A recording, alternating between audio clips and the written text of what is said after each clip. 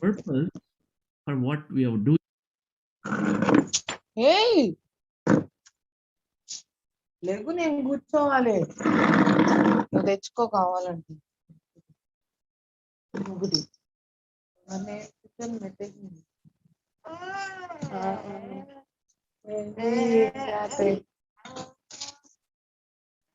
Side ఇట్లా నుంచొని నువ్వు కూడా చేస్తుంది తెల్లదిగో సన్ చూపిస్తారా నీకు సన్ ఎదురుకు వచ్చాడు సన్ దండం పెట్టుకో సన్ నాకు ఎనర్జీ అంతా ఇవ్వు అని అడుగు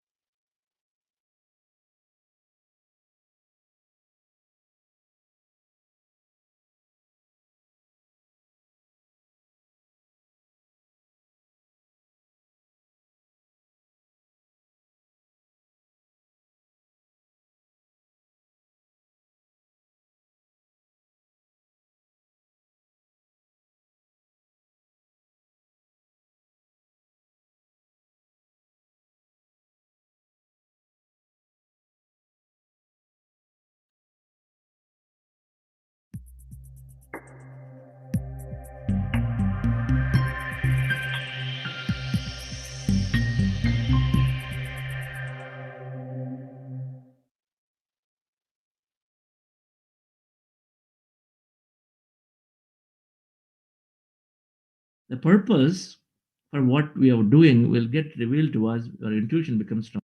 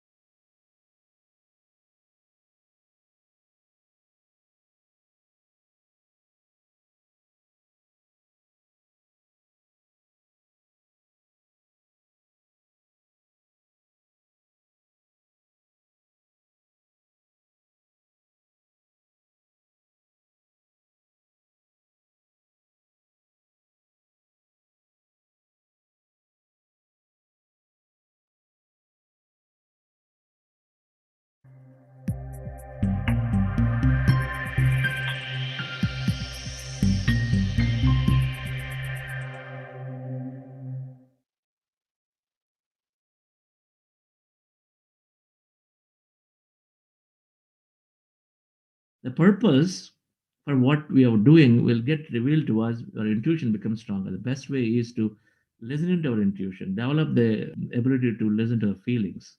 Mind versus heart. Purpose is to learn and enjoy, which is in the process we're going to help others naturally. The service becomes a natural element of it. And our purpose from time to time is getting revealed to us just by paying close attention to our heart. How do we know? When we go into the flow, we don't realize the time. Yes, the time. You spend 3 hours and you realize, oh, already 3 hours are over. You don't think of your food. You don't think of who are there around you. But you are so deeply engulfed in it. If you are engulfed in a set of activities in the so deeply, that means you are aligned to that thing that you're doing is pretty much in alignment with what you love to do. We receive a lot of insights automatically. Mind is not playing. When we are moving from one set of activities, maybe for next 3 months, next 3 years, 4 years, what you're doing to the next one, it slowly starts revealing to us. When we pay close attention, it starts revealing, hey, it's enough for you in this job, change. You'll also notice when you're not enjoying it anymore, that is the time to question yourself what's happening. And that is the time to go deep into it and then question yourself and then make that brave decision to move on to the next one, change it. And identifying is by going into the flow, by taking up a task, one whatever that you want. Suppose you want to start a new business, take a small task out of it, go into the detail, push yourself a bit, go beyond the comfort zone. When you want to make a change into ourselves, we got to be invariably looking at beyond the comfort zone.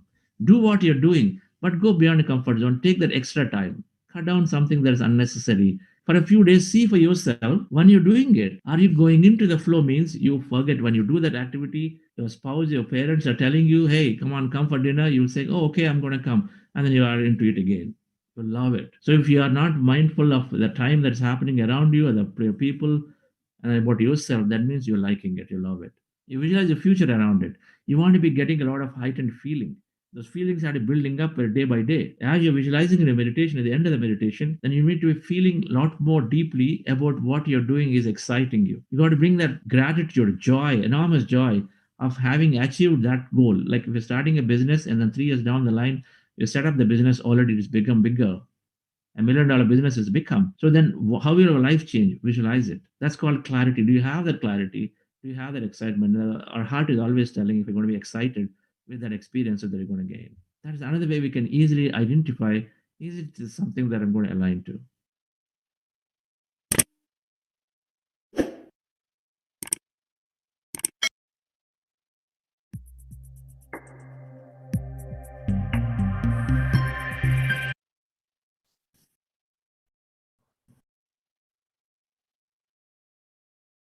Happy morning, everybody.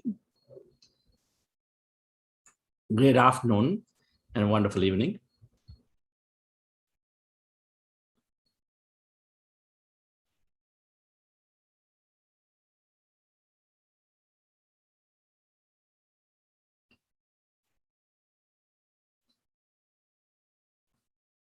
We sure are we sure are aligning to our purpose by slowly aligning to our feelings of what I like to do, or am I liking what I'm doing right now? Is it really the one that I want to do? You may like to do, but is it really the one I want to do?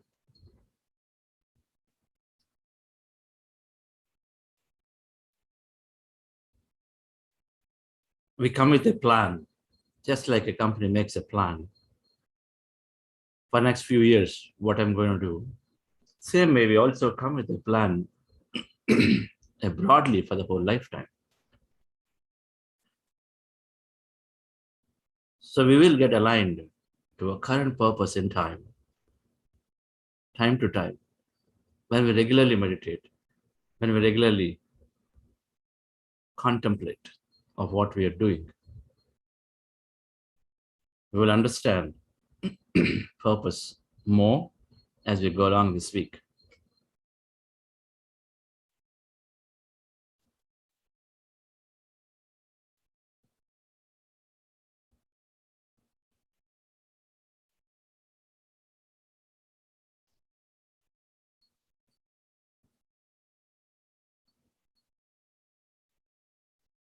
All people, when we're dealing with people,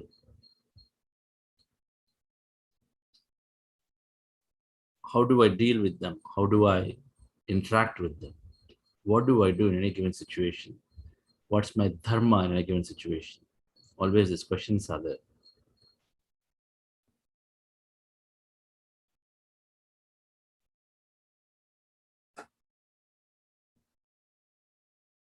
Materially rich, materially poor.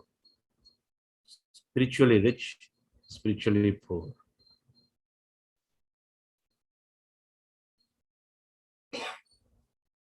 When you meet somebody, when somebody is there in your life, materially rich, spiritually rich, materially poor, spiritually poor.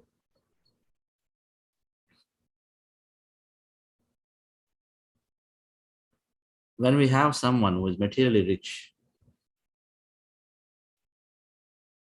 we make friendships with them.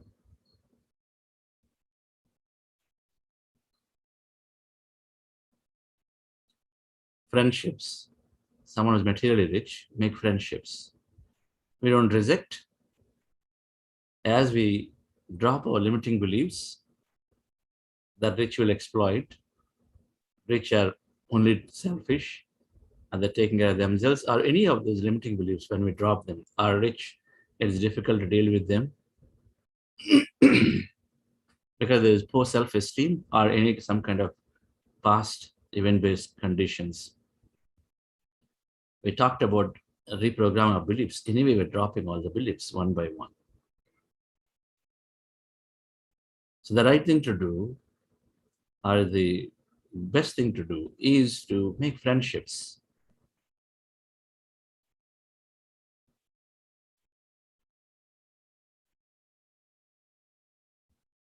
If somebody is materially poor, help them to your capability. If you feel so, help them to your capability. First of all, we avoid sympathy response and first develop an empathy response. And from that empathy response, whatever way, that limited time that we have, we help them.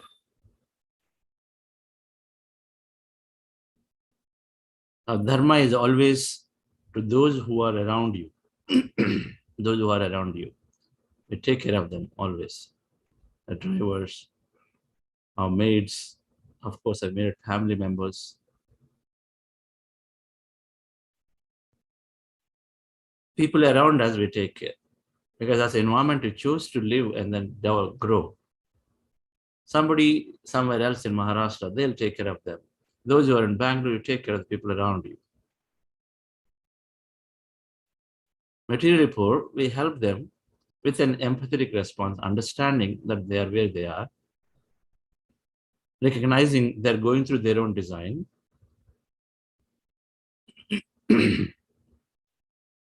not necessarily interfering into their life patterns, design patterns, trying to go overboard in physically helping them, while that may be their experience they wanted to choose.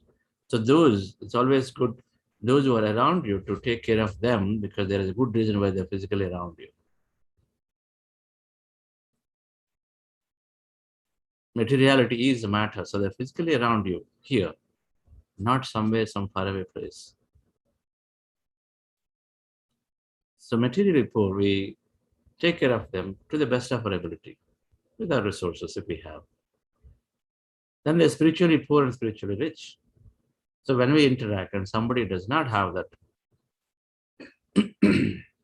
we express high amount of compassion, and then we give everything that we have to them. Materially poor, you give what you can, that limited you can do. But spiritually rich, spiritually poor, somebody is around you, we give away everything we have. Maximum time you give on that. A person, when you see spiritually poor, you allocate maximum time onto that and educating, giving, making them to meditate, giving them all the science, fundamentals, everything. The moment we recognize that somebody doesn't even know meditation, somebody doesn't know different levels of consciousness, somebody does not know that what we're experiencing is just a reality, not necessarily permanent. So when we recognize somebody is spiritually poor, we put our time fully onto giving away everything that we have in terms of our knowledge, our wisdom, everything.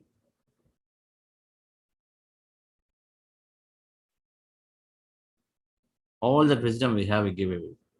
Spend maximum time. Our time is spent, our wisdom is given to them maximum.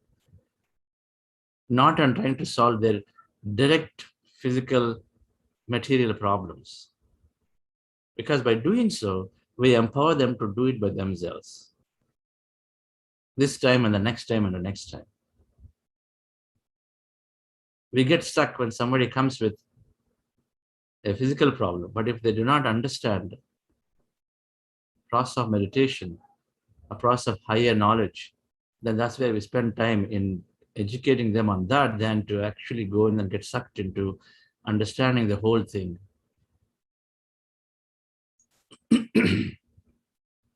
A problem created in one plane can only be solved in another plane. Then they get a very efficient solution. Then materially and spiritually rich people, when you meet someone who is more knowledgeable, you feel, we always have that feeling, right?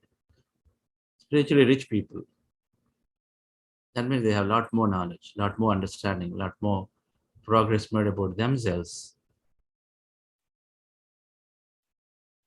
Then we completely surrender and accept, and then give our best to learn.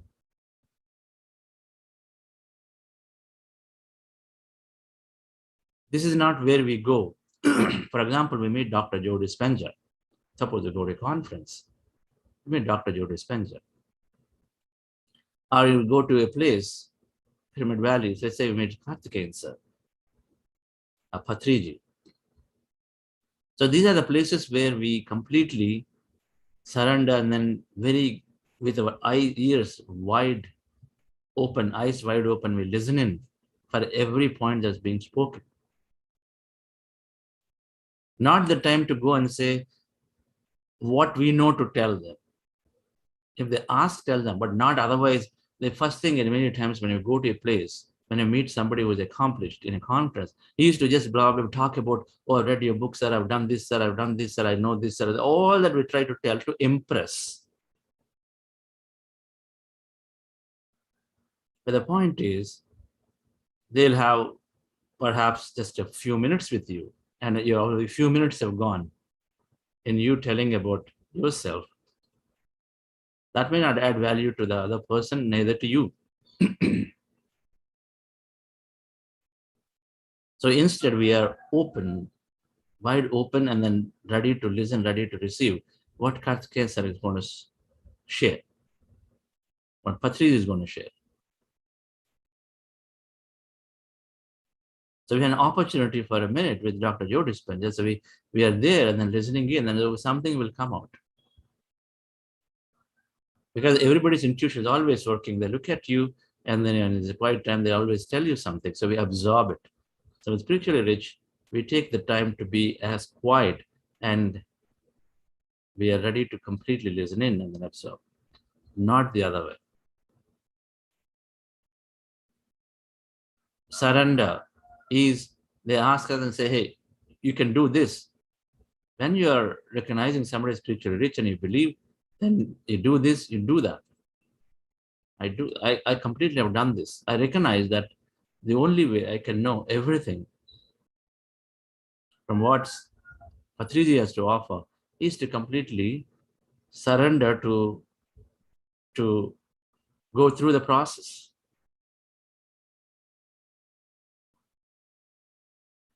Because a lot of times that what he sees, I can't see. I can't see.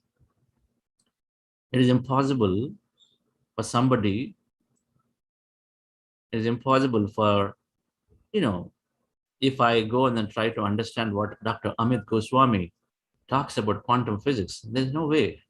There's no way I know about it. He is authority in quantum physics. I know ABCDs of quantum physics.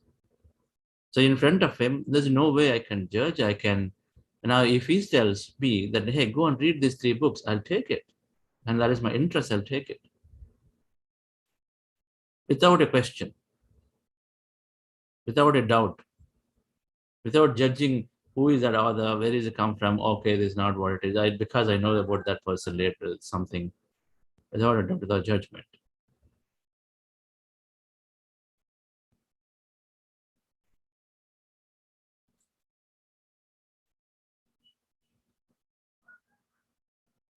So then we have the possibility of becoming as much knowledgeable and skillful and expertise as that, that spiritually rich person, like in this case, Patriji or Dr. Joe Dispenza, Karthikeyan sir. We have the possibility of becoming as much when we don't filter off, and then when we surrender means that we do because they already have seen it. They already figured out that you come for spiritual advice or spiritual essence, and then in the process they might say, "Hey, go and join this conference. Go and attend this one. Read these books. Do this for next 3 months. Just do 3 hours meditation." This may come. If you surrender, that means that we actually take those in, not apply our analytical mind and then filter off what I think I can do. Again, oh, I have so much work, I don't think I can do. What's required is to set a strong intent to practice to see what happens.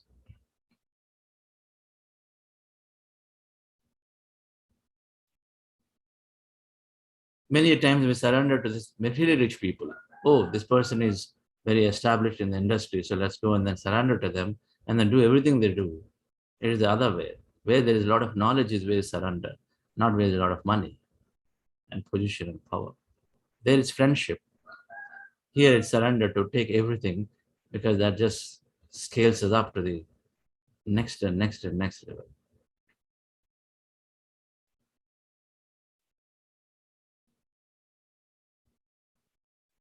And when we find somebody spiritually poor, that is the time to not try to solve the physical challenges, material challenges, instead completely give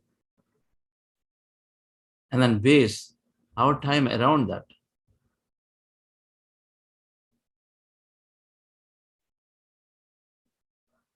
Yes, they may need some essentials. They things like they need a food at that point, so give them. That's fine.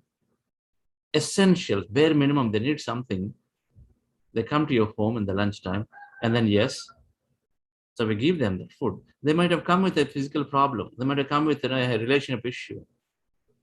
Bring them back, say, make them sit down and explain to them about meditation, and then teach them. It is not emergency. If we go and we get dragged into their land issues and relationship issues and this issue, that issue, it's a common tendency. Then we're not utilizing our time well, neither are they benefiting out of it, which should have been a greater conversation to permanently them to get through the challenges of life.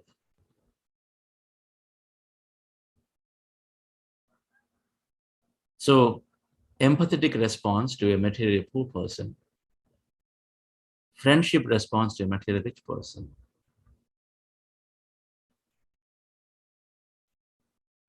a compassionate response. Compassion means you are there completely with them. If they're not coming back to you, calling them and say, "Hey, what happened? Did you meditate? Yesterday I told you, did you meditate?" Compassionate response to them, that you want to see that they really go beyond where they are. So it is not our ego. Oh, okay, I told them they'll call back, but we have a responsibility to call them, work with them, go to their home and say, "Have you done it? What do you need?" And then a surrender response to a spiritually rich person. There are some great ways that we can utilize our time very well and enhance ourselves significantly. These responses give us deep satisfaction at any given time. And these responses help us to live our experience. When you make those friendships with the material rich, who knows? They might help you in manifestations, and they have so much of later on influence, so they might take on this message slowly, and then they will take this further.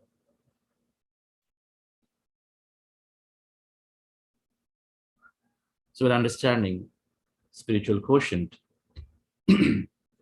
this week. So definitely there'll be plenty of it going to come through with Patriji as we go into the later Q&A hour, enlightenment hour, a repository of wisdom, abundance of wisdom from Patriji. So let's go into meditation, dear friends. Relax yourself. We are doing breath mindfulness meditation or anapanasati meditation. Our goal is to empty the mind. When we empty the mind, we are lowering the volume, the response of our analytical mind, which is constantly analyzing, putting logic. We need to use our analytical mind when it's necessary, not all the time. For example, the simple concept what I mentioned is also analyzed quite a bit. Should I do a surrender response? Why should I do it? I will do it only selectively, filtering. Many things that come up. So when we observe a breath, when we empty our mind, our analytical mind is slowly getting subdued, and then it is put to rest. So that you utilize it to the best when you need it, but otherwise it is staying calm. So by doing so, we're providing a direct channel to our subconscious mind. That conscious mind, analytical mind, subconscious. So when we observe our breath, when we empty ourselves, when we are in a lower thought mode over a period of time, then we're providing a direct access to our subconscious mind, just like a child. A child has very little analytical mind developed. So what does it mean to have a direct subconscious mind? What you say is what a child believes, takes in, it goes and records. Yeah, you are a good singer, child takes it. You sing so badly, don't open your mouth. Child takes it, records it. When you record it, then later on that's projected, so they'll not sing. Or when they record it later on, the next time a next person comes, they're ready to sing again. So an analytical mind, when it's taken out, we are directly taking in whatever we receive, goes into the subconscious to store there for us strongly, for us to project it off of things. So a combination of meditation with a positive, miraculous, expanding knowledge is a great combination, because meditation keeps our subconscious accessible. So what you read in can go into subconscious more and more and more easily. Analytical mind filters off. Analytical mind is like acting like a barrier. Yes or no. And what is it based on? It's based on what we know. What we know is limited.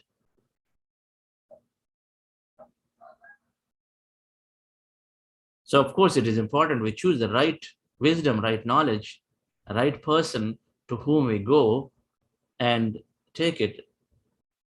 And then we are open. When we are open, then we receive. So our goal, dear friends, in meditation is to empty our mind by observing our normal natural breath. When we empty our mind, then our thoughts are going lesser and lesser and lesser, and we're increasing our mind powers, we're getting access to this greater emptiness or this quantum field. When you observe our breath, our mind becomes empty. When our mind becomes empty, we are experiencing greater emptiness, which is called the quantum energy field. So our goal is to be in that emptiness for as long as you want, that field, that consciousness. So we do this by with specs remote, close your eyes, one, fingers into fingers, rest your hands comfortably in your lap, two, and then cross your feet at ankle. Cross your feet at ankle as you're sitting on the chair, and observe your in breath and out breath. When you observe the breath at this point, take this point as a reference, observe the breath, your mind becomes empty and experiencing emptiness greater. In case you get thought, come back to attending your breath again. So let's go into this meditation. Before doing this, we're doing something called heart elevation process. Just follow my guidance for that heart elevation actively. With your eyes closed, dear friends, relax yourself. Relax your body. Keep your eyes closed. Fingers, legs crossed.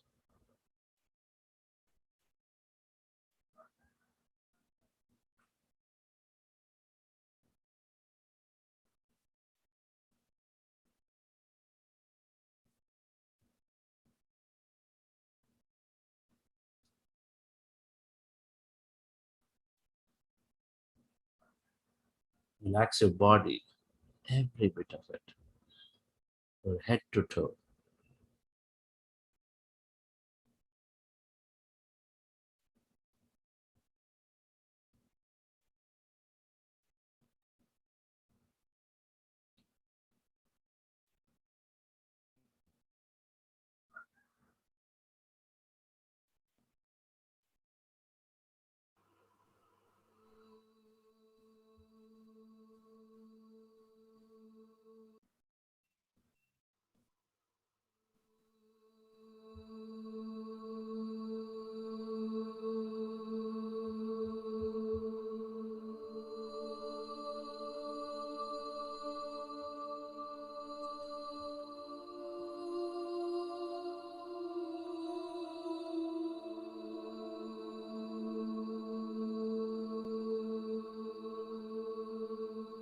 Dear friends, dear masters,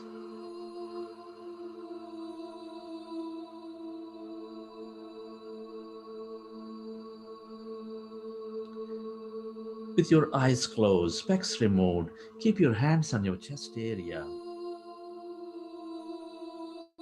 Rest your attention on your sacred heart and on your breath.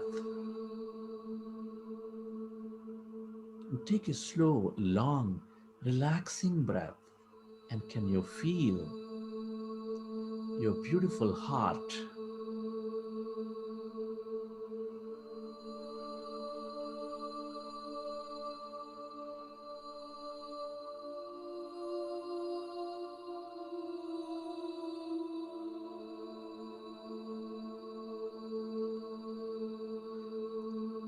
Breathe more of that slow, long, relaxing breath. And can you feel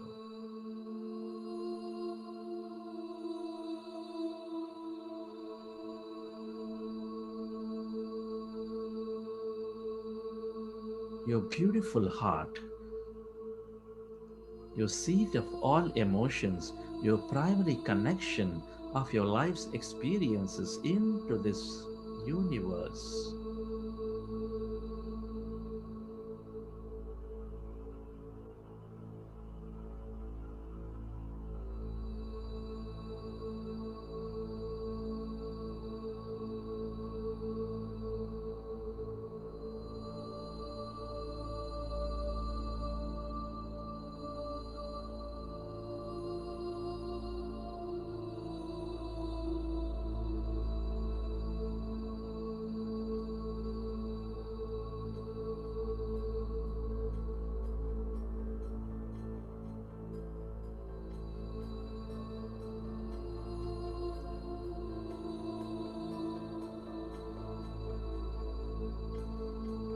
I want you to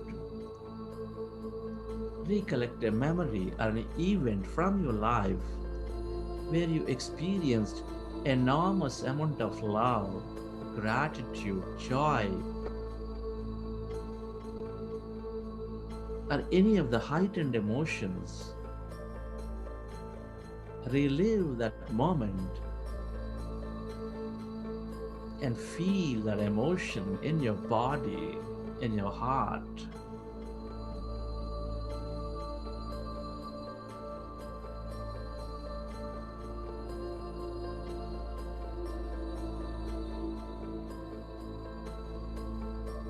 Come on, relive that memory, moment from your life and feel it.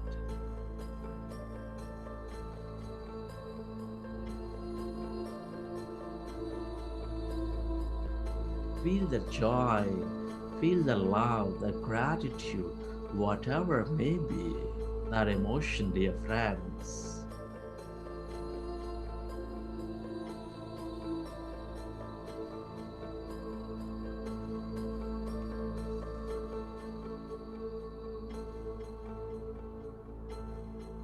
We're all deeply connected. Deep inside, we are specks of energy.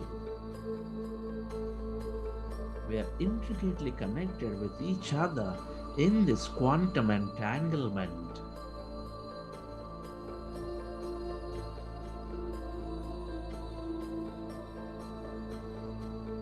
When we experience love, joy, gratitude, compassion, we experience that connectedness again. We are becoming one with all things and everybody in that experience.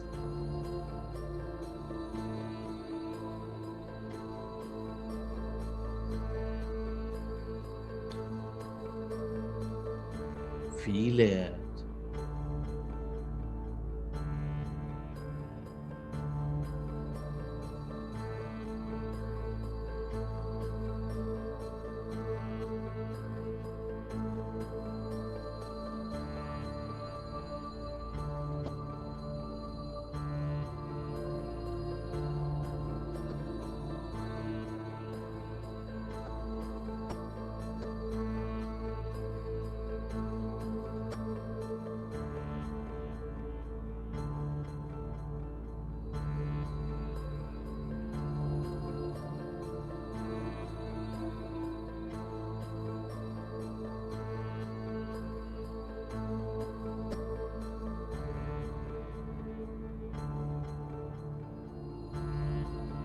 feel more of that energy and allow to redirect, to heal yourself deeply. Where you place your attention, there you place your energy.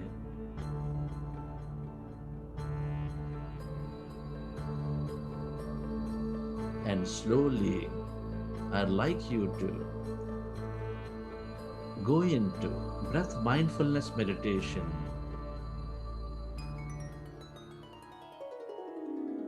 with your fingers into fingers, resting your hands comfortably in your lap.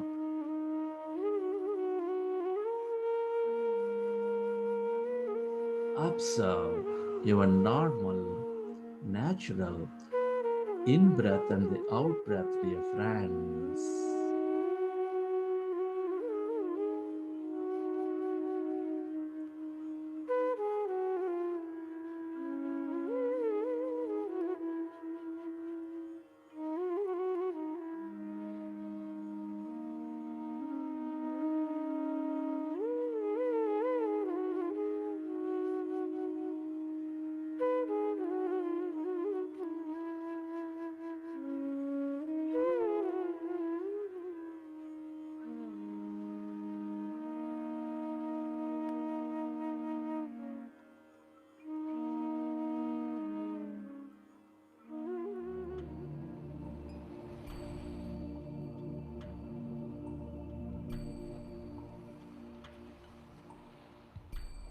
Be with your breath.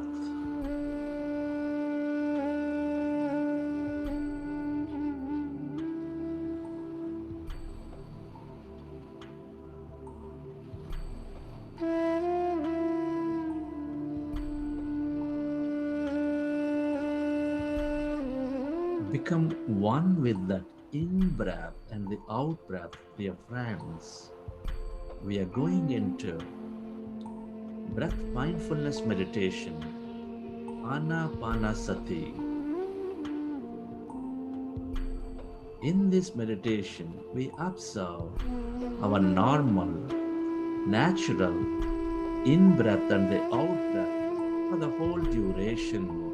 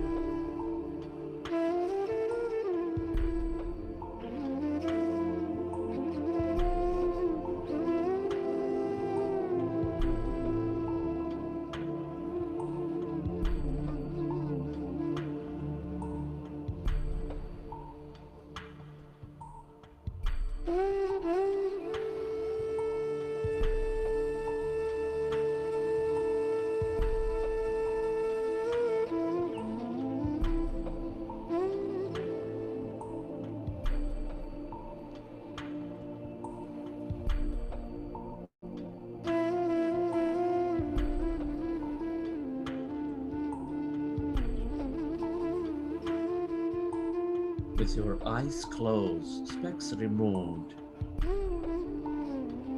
Observe your normal, natural in breath and the out breath, dear friends.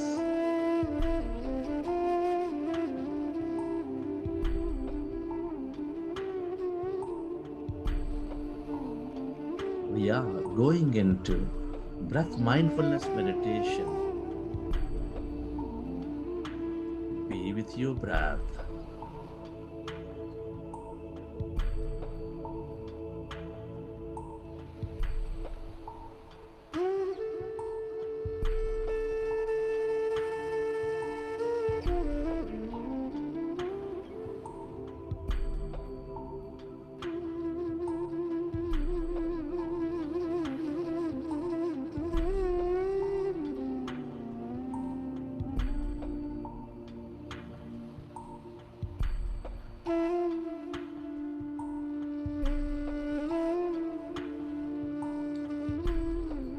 When we observe our breath, our mind becomes empty.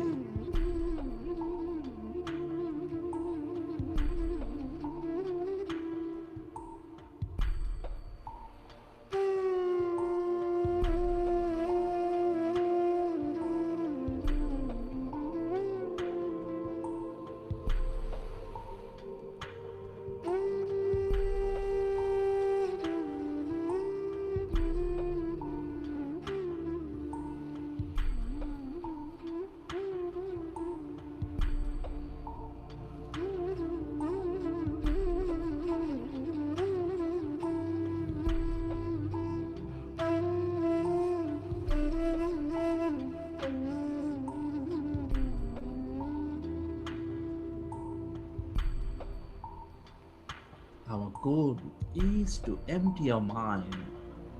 Our goal is to merge into that greater emptiness, that consciousness, that quantum energy field.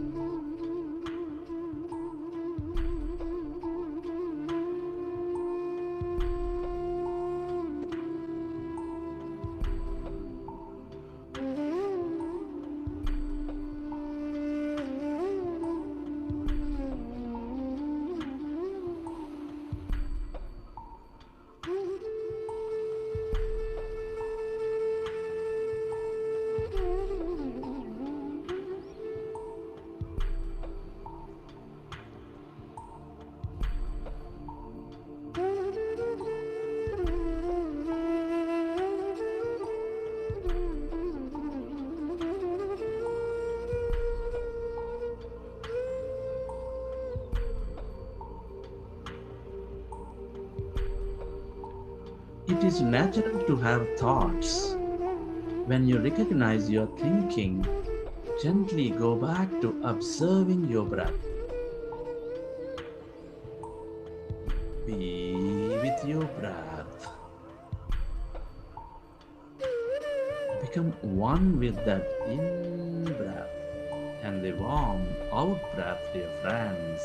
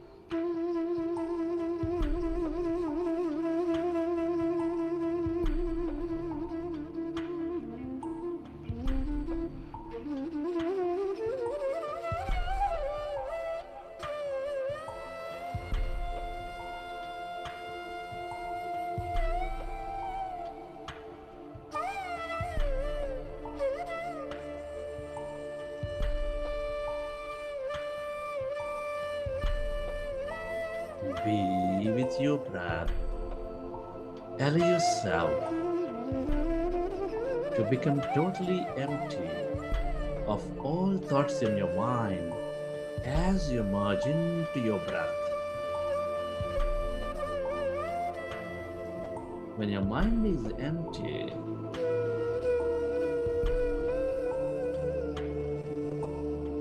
we are allowing our body to function at its natural best.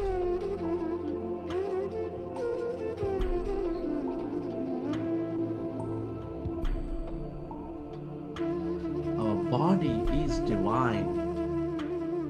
It is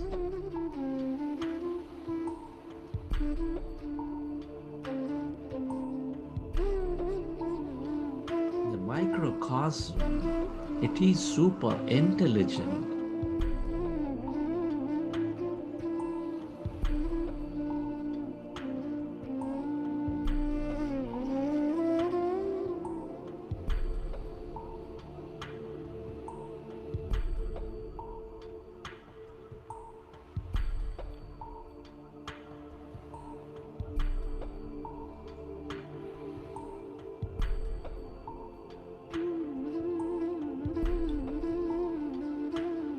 When we observe our breath and as we empty our mind,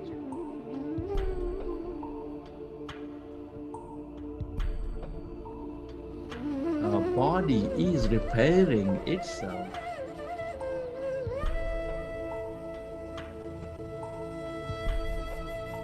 most naturally and beautifully. Be with your breath.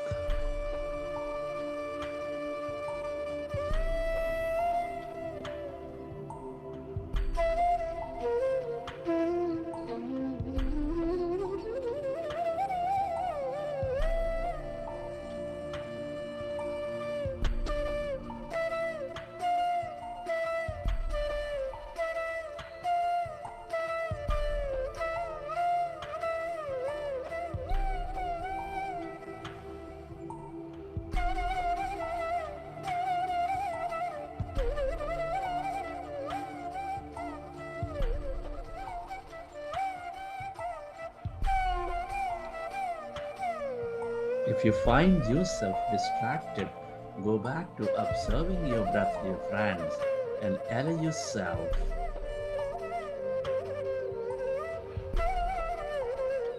to become empty of all thoughts in your mind.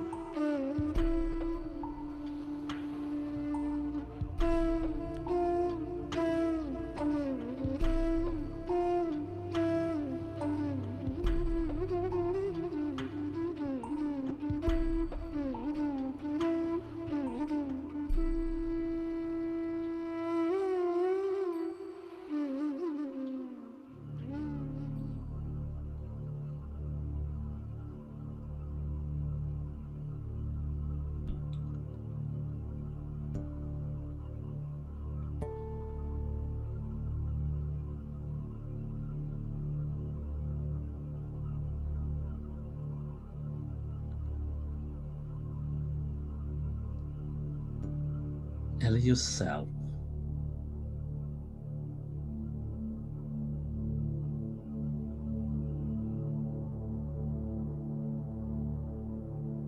to merge into your breath and allow yourself to become totally empty of all thoughts.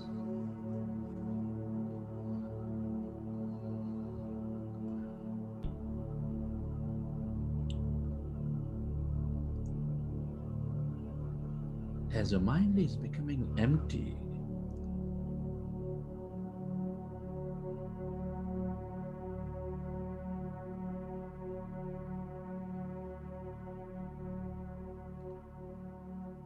observe any sensations in your body.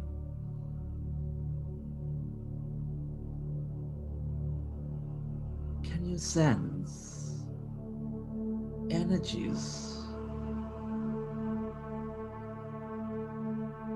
all around your body? occupying your room.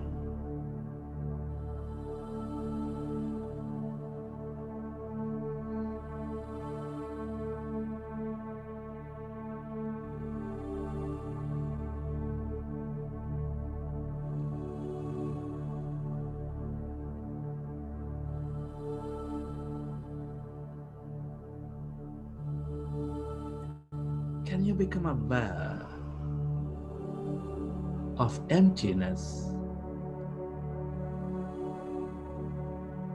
where there is no body, where there's no thing, in no place and no time, inside of you, all around you?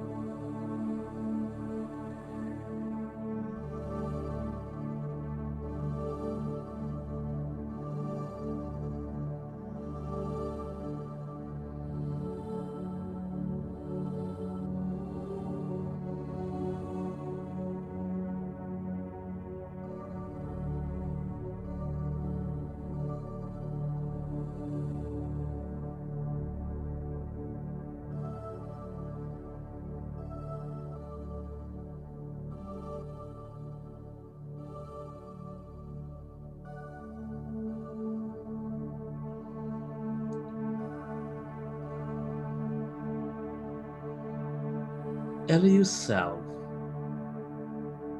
to experience this emptiness of no body, of no thing.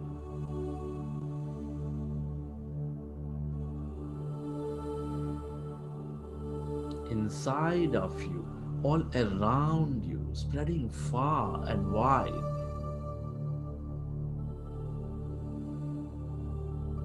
That's energy. All emptiness is energy.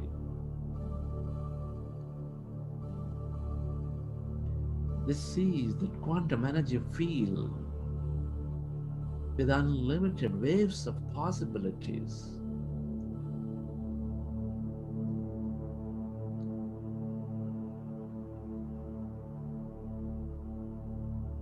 Every possibility is an experience, potential experience, waiting to happen in our physical reality with our observation.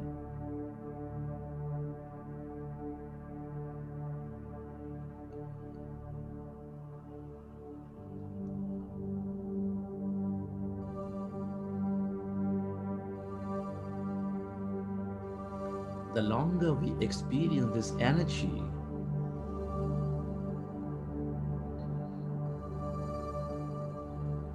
the more we become of it and the more we receive from it.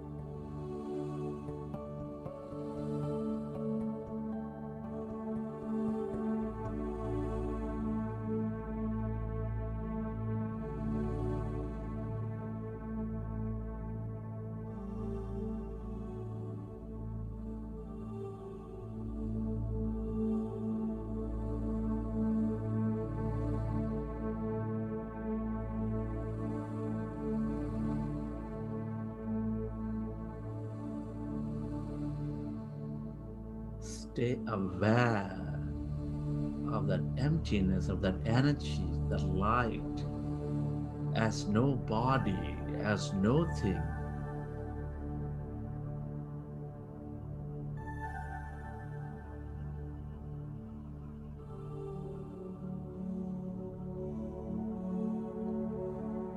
Become aware of that void on your left side, stretching into infinity.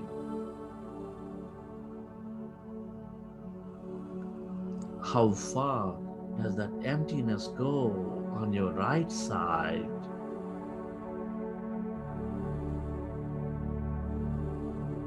That's energy. This is the field of all creation.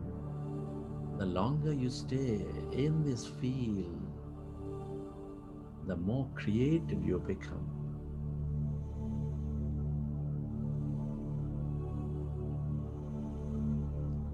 The more we draw that healing energy, mystical energy, love energy, or whatever you can become aware of.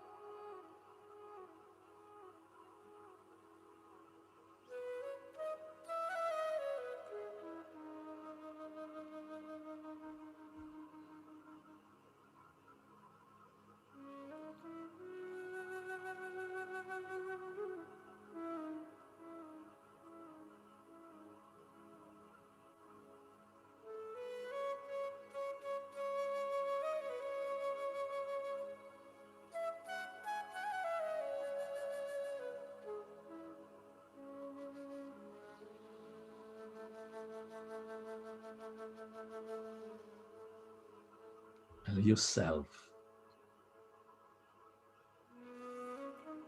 to stay connected to this energy field.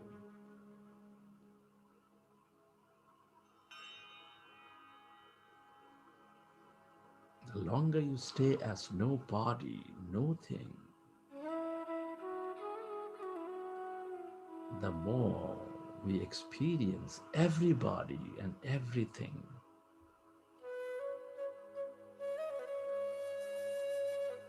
We're all deeply interconnected in this quantum field, in this quantum consciousness.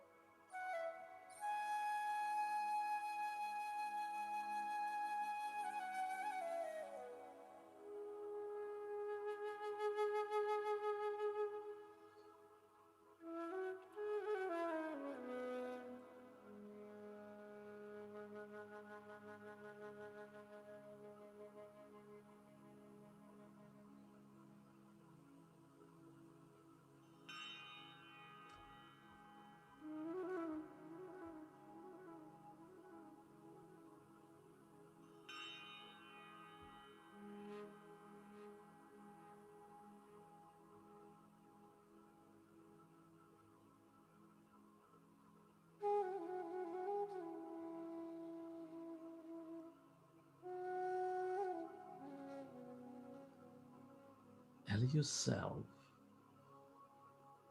to merge into this emptiness of yourself.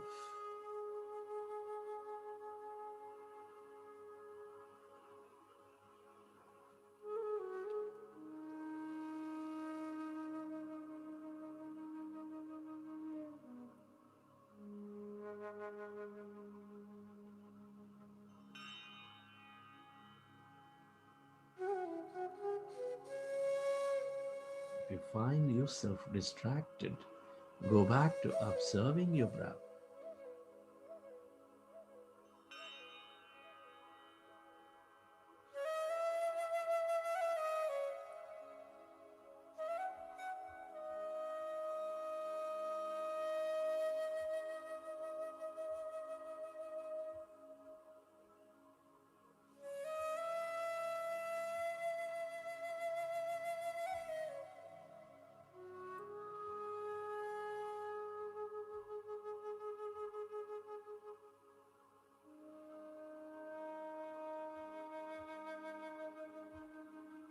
This is the field of unknown.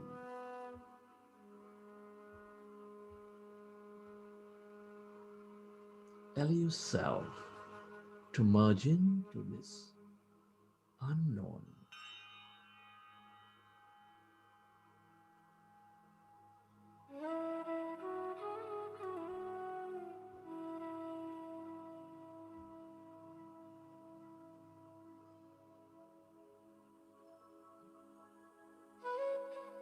The longer you stay in the unknown,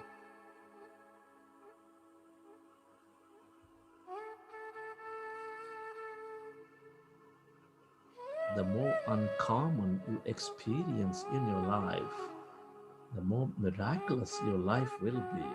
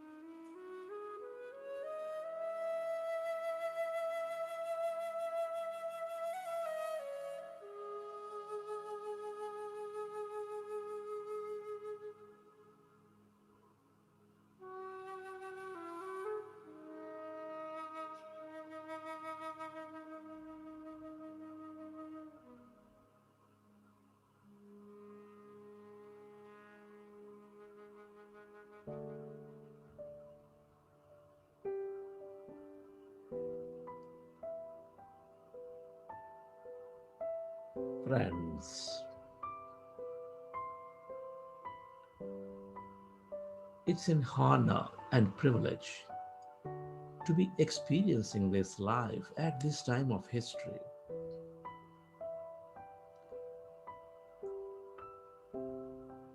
Express gratitude for all things and everybody. Be grateful to your parents for giving us this beautiful connection into this universe. Be grateful to all your teachers and mentors for expanding your knowledge and wisdom.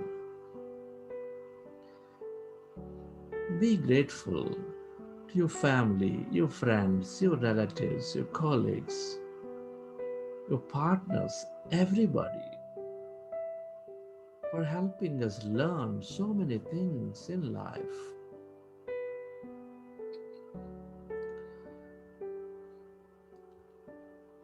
Every relationship is a mirror, into ourselves. Be grateful to this grand nature, the bird, the fish, and the animals, our planets, our stars, for filling our lives with energy, beauty, mystery, trust, and more.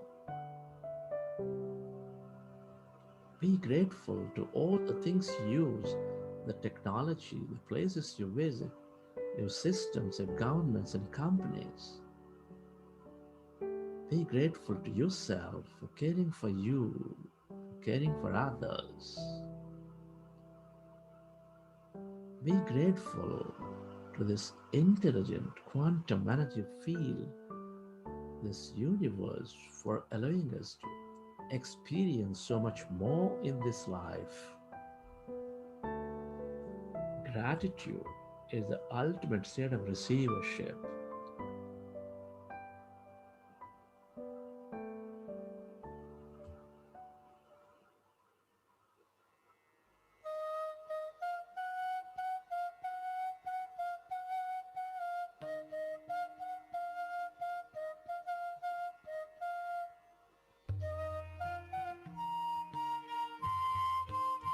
Relax your body.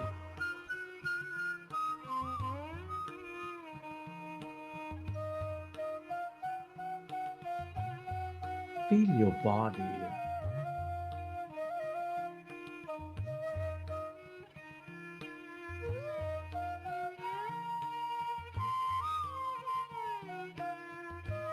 Relax yourself and let your autonomous nervous system repair your body.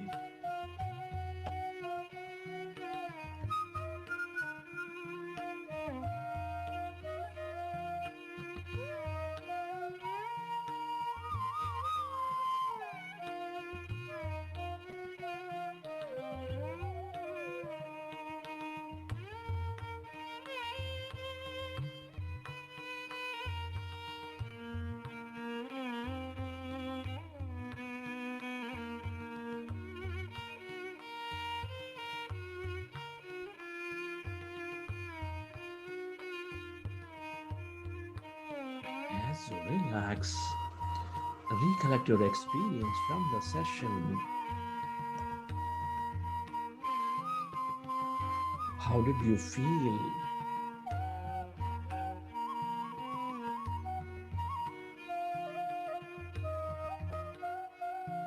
What did you see?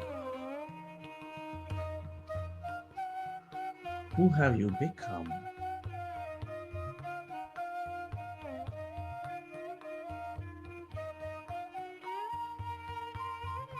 And whenever you're ready, you can keep your hands on your eyes for 5 seconds, and then you may open your eyes.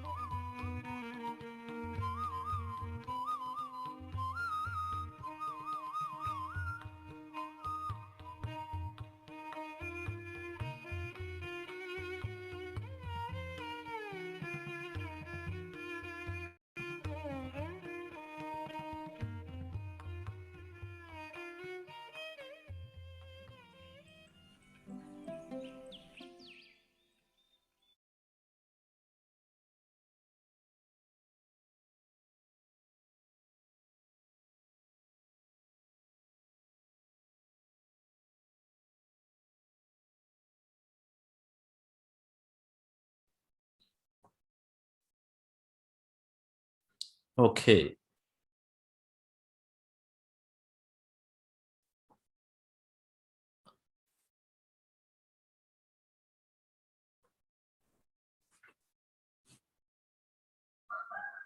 yes, friends. Hope you enjoyed the session.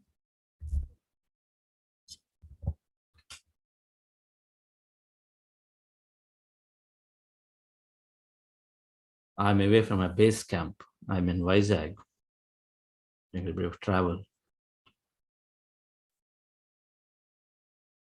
I met a few of our Buddhasya members here. We've been practicing regularly. Always great to meet physically.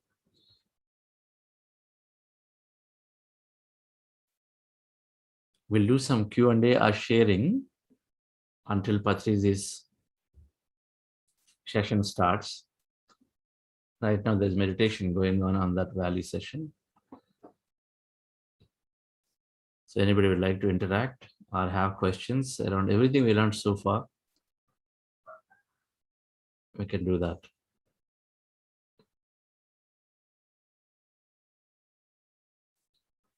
Yes.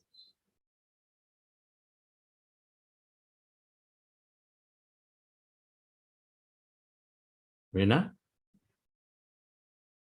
Yes, sir, I've unmuted Pitambar Acharya, sir. Yeah, thank you, ma'am. I'm Pitambar Acharya from Nepal.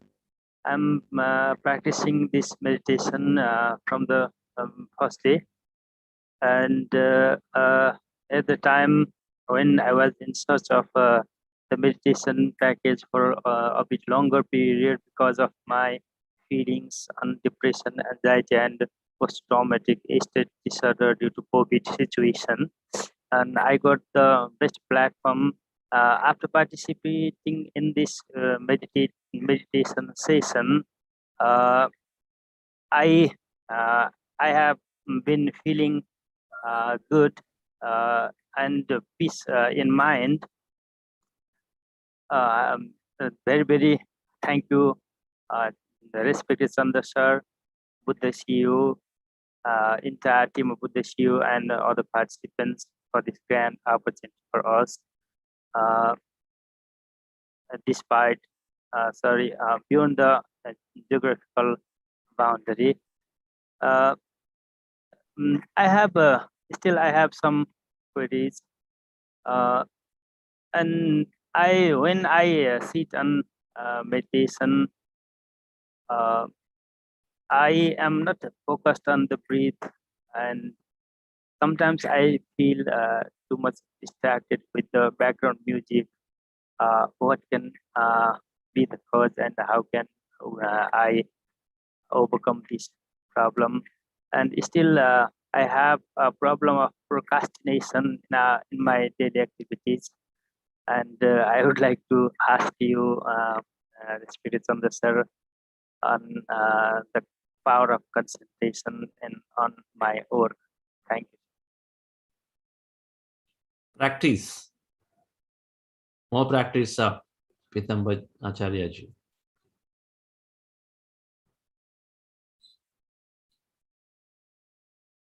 It takes 4 years to complete an engineering degree. You've only done 30 days, but you've done really good. 30 days, we've gotten so much. Did we actually get in 30 days in engineering when we started, or any degree? So yes, so congratulate yourself, feel full because you've gotten so much in this short time. So yes, that question, that desire to excel, gain more is important. That's what drives us constantly. So that's important. So practice is only answer to that. No, nothing else.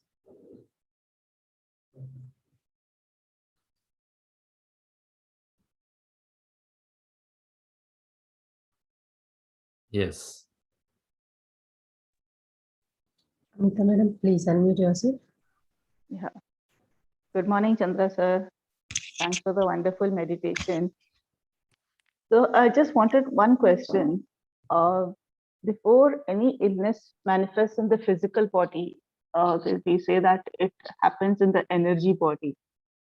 So how do we know, like, how to tap into our energy? I mean, how to know which energy is in imbalance? Your intuition, okay, here's the thing. When we are more aligned to our body, our intuition, our feelings, then we are preventing any kind of illness, right? Yeah. So suppose it works in everywhere. For example, your job, you're working, and there is a period of time where you stopped enjoying, but then we continue to ignore. But then our body tells us, our feelings tell us that no, every day your emotions not pretty high. So it is telling you to do something to change, but we don't. We ignore it. So we ignore it, we continue with it, we force upon it something that it is not really enjoying, right? Instead, it's telling you to go out, take a break for 30 days, do something, but don't do it. Or the other way, we forcefully do things which are, where you have to express, we don't, so we suppress those. So all of these are what is translating to illness, or energy patterns, right? Those are the words that are translating to low energy patterns. So energy fields are detected early on, right? But then, do we want to take a device? There are devices which can detect your energy fields, read your energy fields and tell, right? Their devices are there. But we say those devices are there for reading. So you can tune in with meditation to this body. Those who do not meditate, who do not take meditation, then they're looking for a quick fix of trying to relay something, right? So many of these new energy devices are there, which with the touch of your finger or by looking at your pictures, they can scan the aura and then give something. I don't recommend them because they're there. I mean, they're good for validation here and there. But the true thing is you align with meditation to yourself, and then automatically things are taken care for you. Yeah.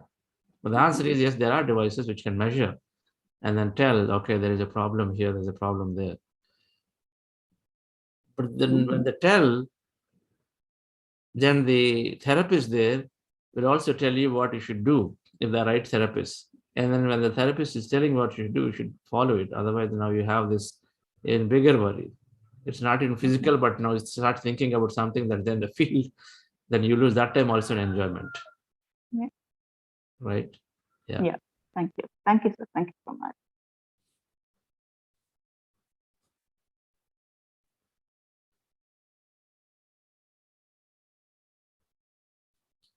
Anybody would like to share their experiences?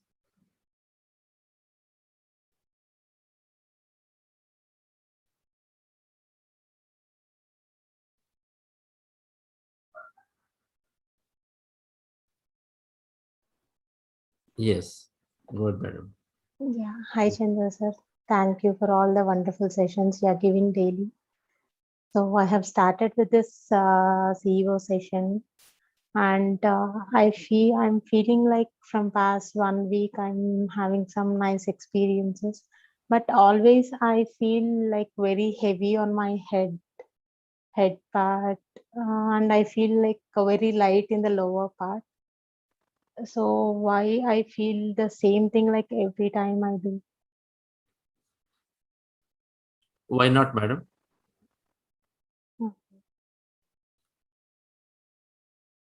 When there are any type of experiences come, why not? Anyway, so the reason I've said is accept it, because anything can come. Okay. One person was only going to sleep for almost 5 months ever since they started meditation. Every week he'll say, sir, I'm still going into sleep. I start meditation, and then the only time I know is that, okay, whenever you're ready, you open your eyes. That's the time I open my eyes. So what's happening to me? I think I'm sleeping. For 5 months, he was just doing that only, telling me that every time. I said, continue, continue, continue. Now he's off of them. He's beyond them. So it's like that. We do gain different experiences. We don't have to analyze, right? The head is heavy, lots of energy. So read more books to understand. This part means understanding more Okay. about the reality, more spiritual science. Okay, sir. More spiritual science. Read more spiritual science. Yeah. And I have one more question. Can we reduce our sleep and increase our meditation? Is it fine? Will we feel any stress if we reduce our sleep? If you reduce the sleep to do for meditation and reading, absolutely, it's great. Because you are increasing, you're utilizing the time towards energy gaining activities, which gain a lot more energy. Okay. You know that meditation is, for many people, 3 to 6 times, Okay. 6 hours of sleep. So there's so much energy you gain in meditation. And book reading, and you expand your knowledge, then you are increasing your energy. Your energy, your consciousness keeps expanding when you keep expanding knowledge. So both are energy gain activities, so perfectly fine. Perfectly fine. Thank you so much, sir.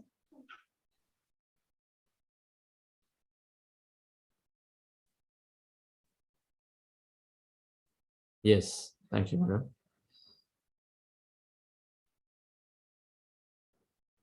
Mr. Suri Prasad,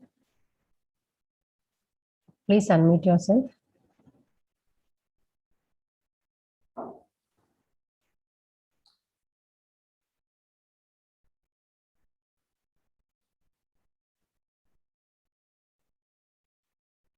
In meditation, there are only 2 things.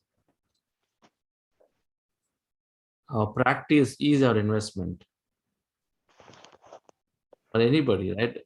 We have to continue to practice is an investment. How much practice you do is that much more investment you're making. And your progress is nothing but your patience. The more patient we can be, automatically things are happening. Progress is happening. It's just you have to be with patient. You are doing manifestation, be patient. Completely believe that it is happening. Suppose a daughter or a son to father. So father, we have to take care of this fee, please take care. Now when you tell, you know that father will take care, isn't it? And you tell mom, I want this curry. And when you tell you finish, you know that she will do. She is taking care of you. There is no doubt about it. Do we doubt? Oh, will my dad take care of paying the fee? Or my mom make the curry? We'll not doubt, right? We have to be like that. When we are intending, when we intend, it is happening. We don't have to be anxious about what's happening. Is it happening? Not happening? Should I be following up? Should I be checking on? All of that anxiety we have to drop. We have to have the total trust, the way we trust a dad or a mom about a thing that was given to them. It's like that. So when we are there, if we completely let go of whatever that we are wishing for, and then only thing is our investment into this is more and more and more and more practice, practice, practice, more reading, more meditation. And your progress is really measured by patience, how much patience you have, how much perseverance you have. That's all. Yes, if Patri is started, let's just quickly, Arvind, has the session started there? Yeah, it has started. Okay, so we will switch there. Maruti and Suri Prasad will interact tomorrow, right? So we'll switch Patri's session day, friends. So tomorrow we'll continue our spiritual quotient journey and understand this infinity more. Everything is infinite, so everything is abundance. So how meditation is helping us transform from a old self to a new self. So continue our journey on spiritual quotient, understanding the spiritual science aspect in a broader perspective. Thank you all. Enjoy the Patri sessions. So much attention. The more attention we can give to, the more we absorb from him. And the link, please post the link here. We are beaming here his session, but those who want to ask questions, great opportunity. Please join that bridge and then be there and ask questions. Otherwise, we'll see you all tomorrow at 6 a.m. Thank you.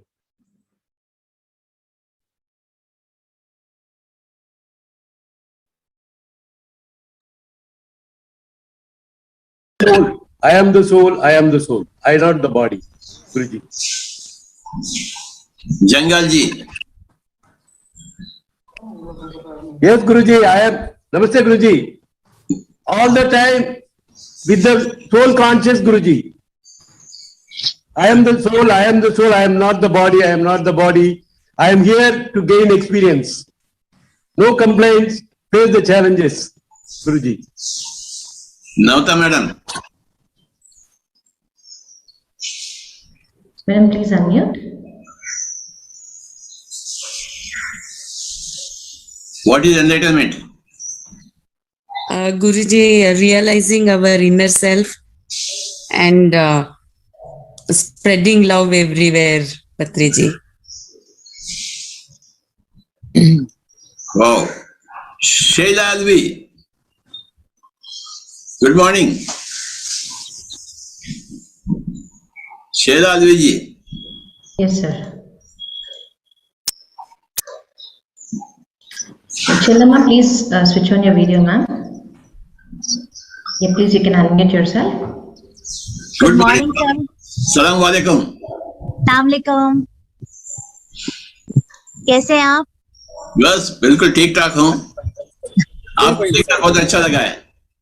मुझे भी बहुत अच्छा लग रहा है. Now I want your views on enlightenment. What is enlightenment? Oh. For me, enlightenment is being present, being alive,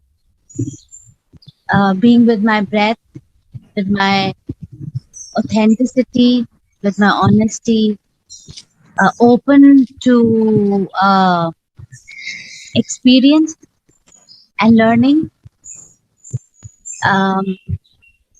For me, my breath is enlightenment. Do you think you are enlightened? Yes. And I believe it's a process. You keep getting enlightened on a daily basis.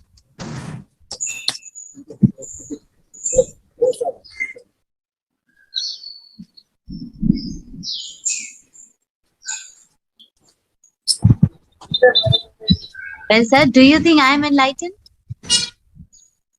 Whoever is talking to me, whoever I'm talking to is always enlightened for me. Yes. Because I get light from everybody. If they are not enlightened, I cannot get light from anybody. I get light from everybody. So, I know that the other person is enlightened. So I seek light from everybody and I get light. Yes. When I put a question, I hear an answer, I get light. That's why I want to put question to everybody.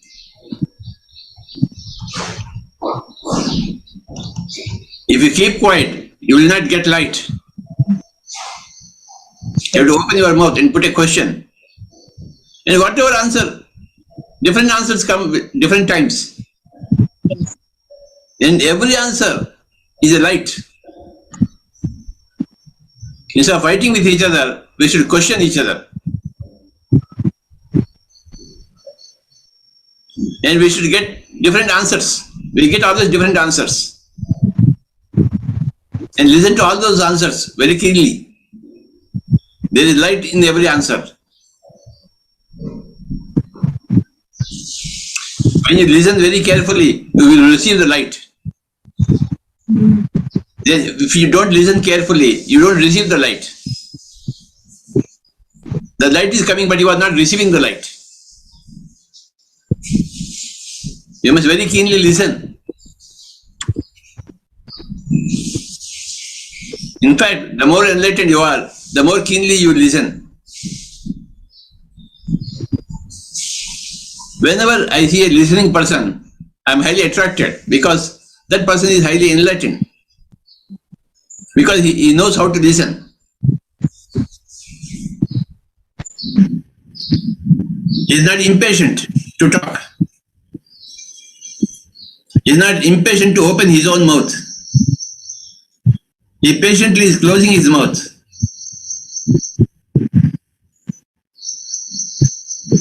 And he is very careful listening.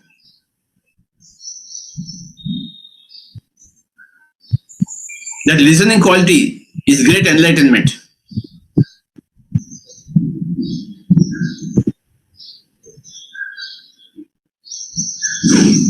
questioning everybody around you, putting a question to everybody around you and listening to their answers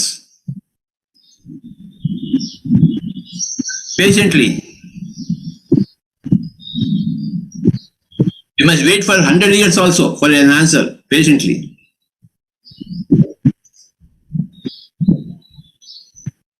If I put a question and Shailaji says, I'm coming, wait for me, I'm coming after 100 years, I'll give you answer. Then you must wait for 100 years. That is your enlightenment. So you don't move away from that place. I'm waiting for Shailaji to come. She promised me that she is going to come to me. Yes, I am. So I wait here for 100 years. 1 year, 2 years, 3 years, 4 years, 5 years, 99 years, 100 years. Shaila is coming. So I am very, very happy. That is my enlightenment.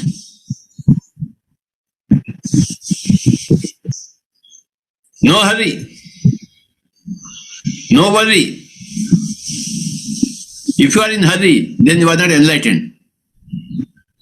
If you are in worry, you are not enlightened. You must be in no hurry state. Answer will come to you.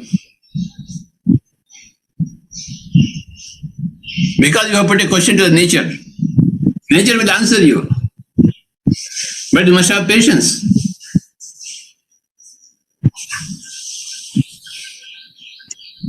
Patriji, Yes, sir. Yes, ma'am. I turned 50 yesterday. Wow, wow. Mubarak ho aapka. Give a big clap to her. Everybody. And you came to me and I just got this realization that I need to let go of people and family members who I no more belong to, and I got that courage, and I so feel enlightened and at peace that I'm opening space for my frequency and my vibration to vibrate and letting go of attachments and people who become hurt. Shalini, first of all, unmute everybody and we'll say happy birthday to her. Yes, sir. Unmute everybody. Oh my God.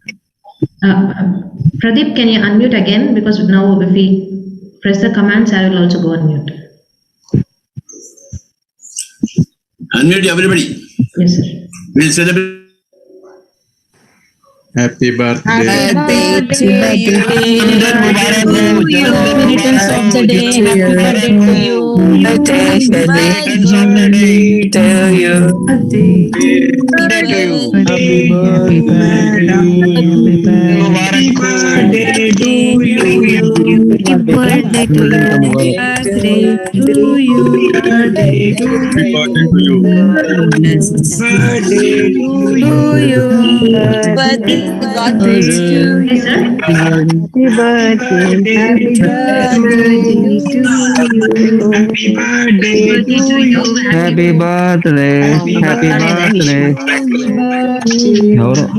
Happy birthday.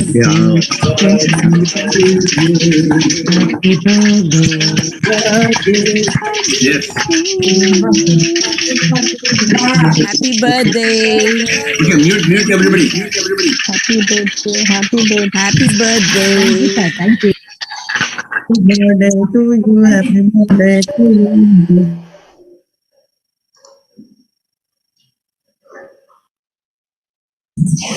And Shailaji also. Continue, Shailaji. Sir, so thank you very much for everybody. Thank you, sir. It's overwhelming.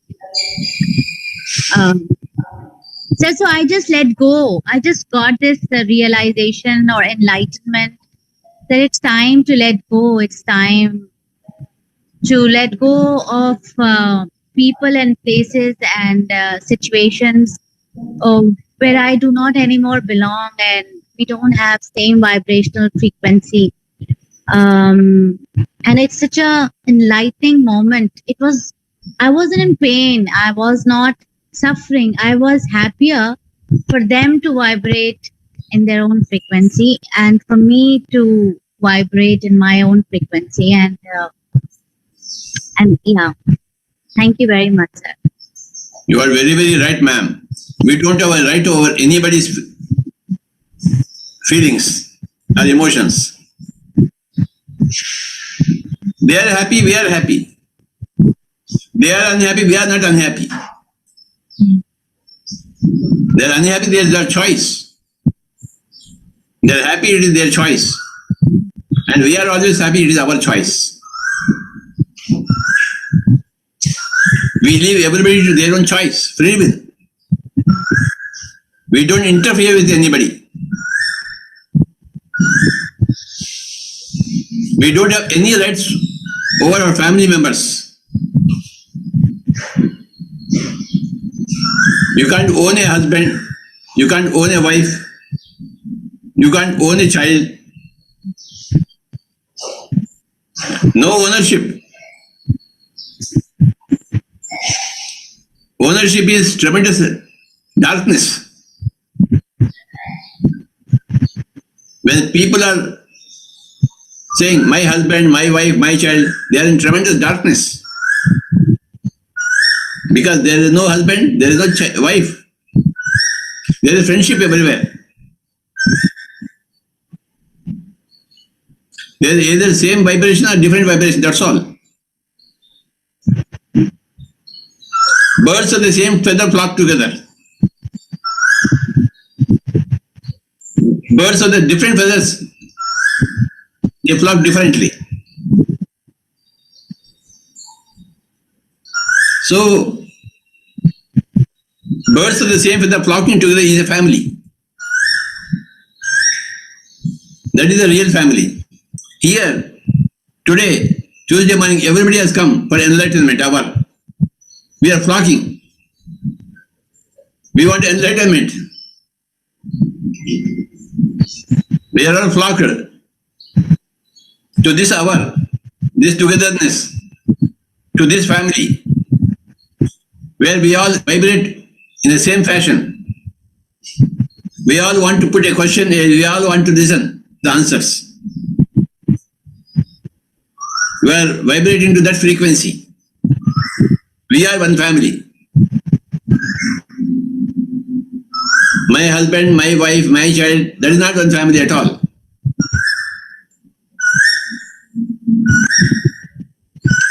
That is a sheer darkness.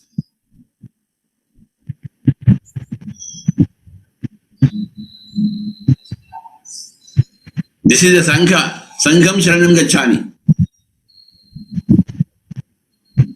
Sangham is a place where all people with the same vibration are there, with vibrating very high frequency. There is a Sangha, where everybody is a Buddha, where everybody is a seeker of enlightenment, where everybody is a seeker of truth. PSSM is a big Sangha.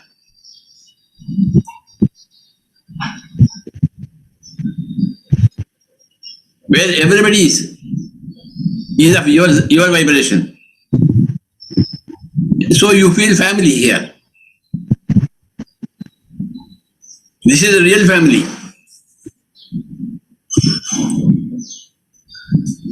When you are born, we are born into false families. But we have to be born somewhere. We have to grow somewhere.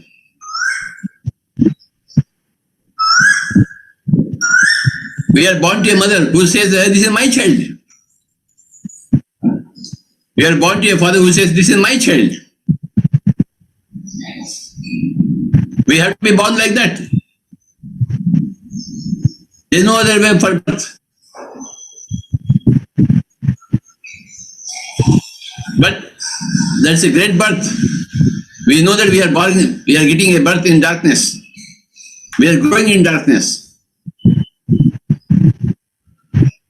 But when you are growing darkness, you don't know that it is darkness. It is darkness. But you don't know that it is darkness. When you become an adult, you question your family. Why my mother is torturing me like that? Why my father is torturing me like that?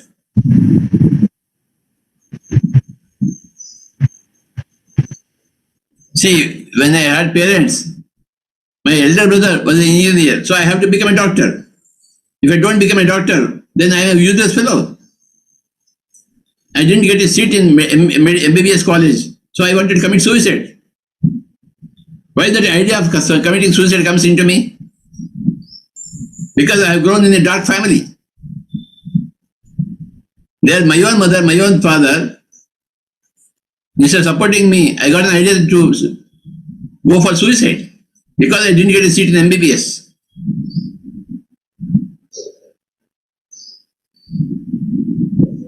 So, we are born in darkness, we grow in darkness, we have to come out of darkness. That is enlightenment. Living in the present, everybody lives in the present. Nobody lives in the future. Nobody lives in the future. Everybody is always living in the present. But coming out of darkness is enlightenment. Darkness of me and mine. My mother, my father, my child, my husband, my wife, my house. When I was working, when I started working, within 3 years, I can apply for a house loan. All my colleagues, they were waiting for that house loan to build a house. I didn't apply for a loan. I don't want my house at all.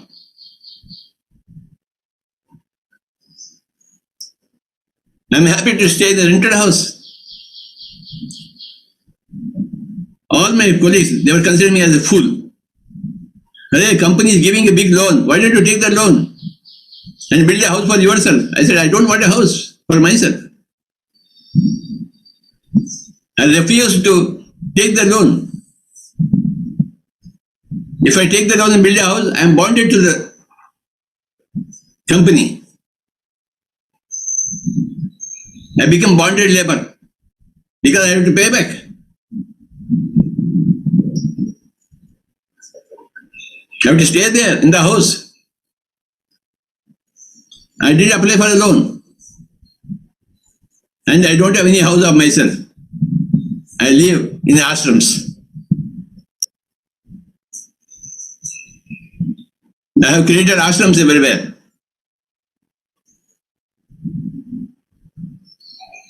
Ashram is not my ashram. It is not my house. There is no me and my there.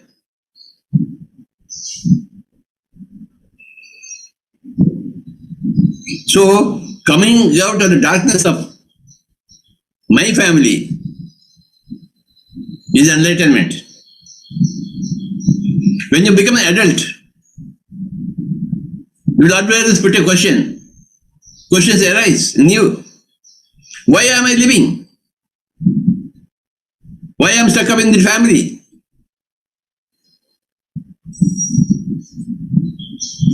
We always feel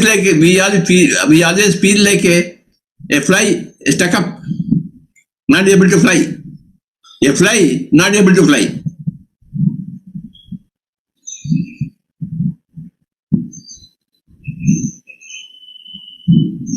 So we see light. We want to be free.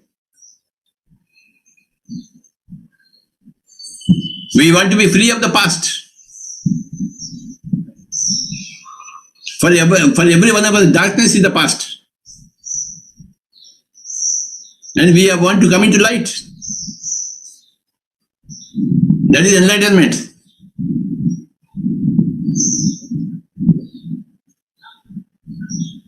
No more ownership.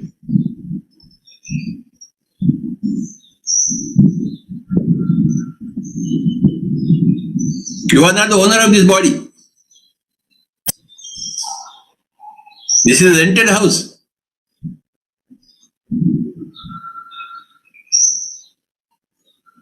This house, this body is not yours. This body belongs to the Creator. And I am living in this body temporarily. This is not my body.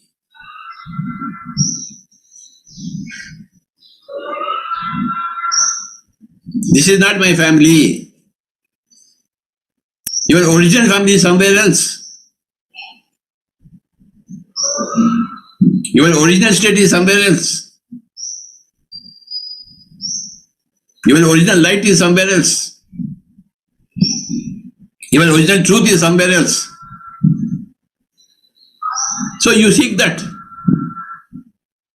Buddha said, the first noble truth, there is dukkha everywhere, suffering everywhere. There is suffering everywhere because everybody is living in darkness. My husband, my wife, my parents, my children. That is sheer darkness. That is the first noble truth. There is suffering. And the second noble truth is that suffering is because of over desire.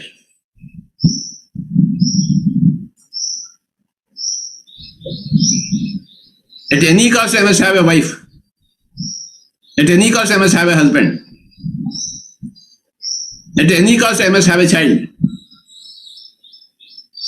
At any cost I must have a house. That is over desire, Trishna, second noble truth. And that over desire is because of lack of light, avidya, third noble truth. Buddha discovered the whole process of enlightenment. He discovered for himself. And lack of light goes away through eightfold path of right views, right speech, right desires, right actions, right way of earning your living, right attention, right concentration, and right meditation.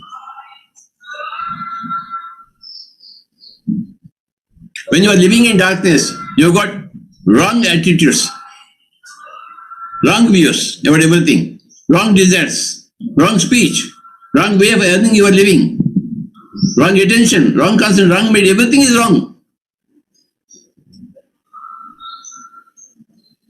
That everything should become right. Your views should be right. Your words should be right. Your desires should be right.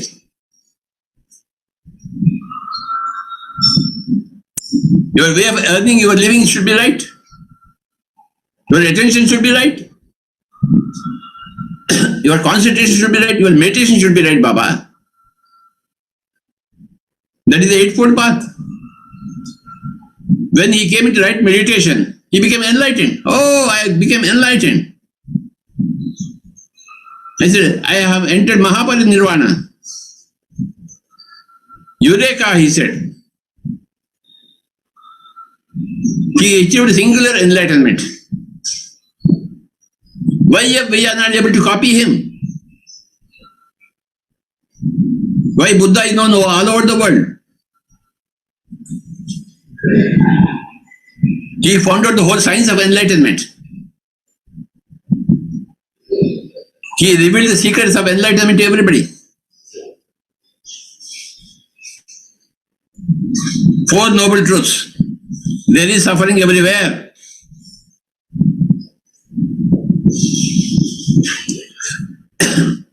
That suffering is because of over desire. See, if you are fond of rasgulla, if you eat 2 rasgullas is okay, but if you want to eat 10 rasgullas, then you, of course you will have body problems with you. Your body problems will turn into mind problems. You overeat because you have over desire. You keep on earning money because of your over desire. Why do you want money? You want truth, not money. People are running after money. They are increasing their suffering. They are not reducing their suffering. So this enlightenment hour today, we understand about the Buddha. Buddha's 4 noble truths. There is suffering. Suffering is because of over-desire, Trishna. Suffering is dukkha. Dukkha is because of Trishna. Trishna is because of avidya. Avidya will go away with Ashtanga mark, 8-fold path. Today's enlightenment hour is totally dedicated to Buddha.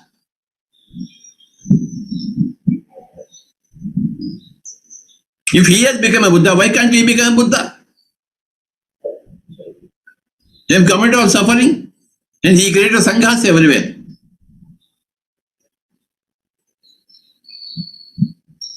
I have also created sanghas everywhere.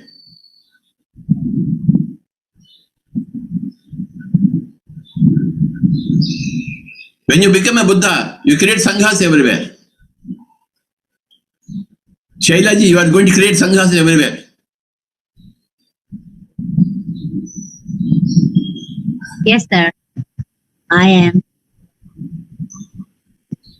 Because that's what is going to happen. When you enlighten yourself, you will automatically enlighten others. Wherever Buddha moved, people were attracted to him. Hey, something is happening in this person. This person is very, very peaceful. There is light in him. So they are attracted to him.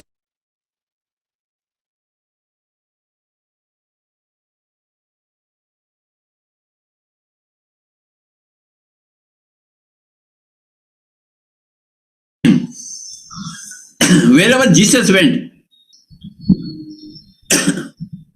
because they see the light emanating from your face, from your behavior, from your being. Light emanates, and that dispels darkness everywhere.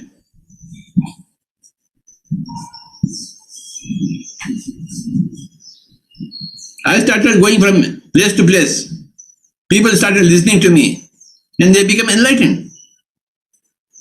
Ananti got enlightened, and she is here today.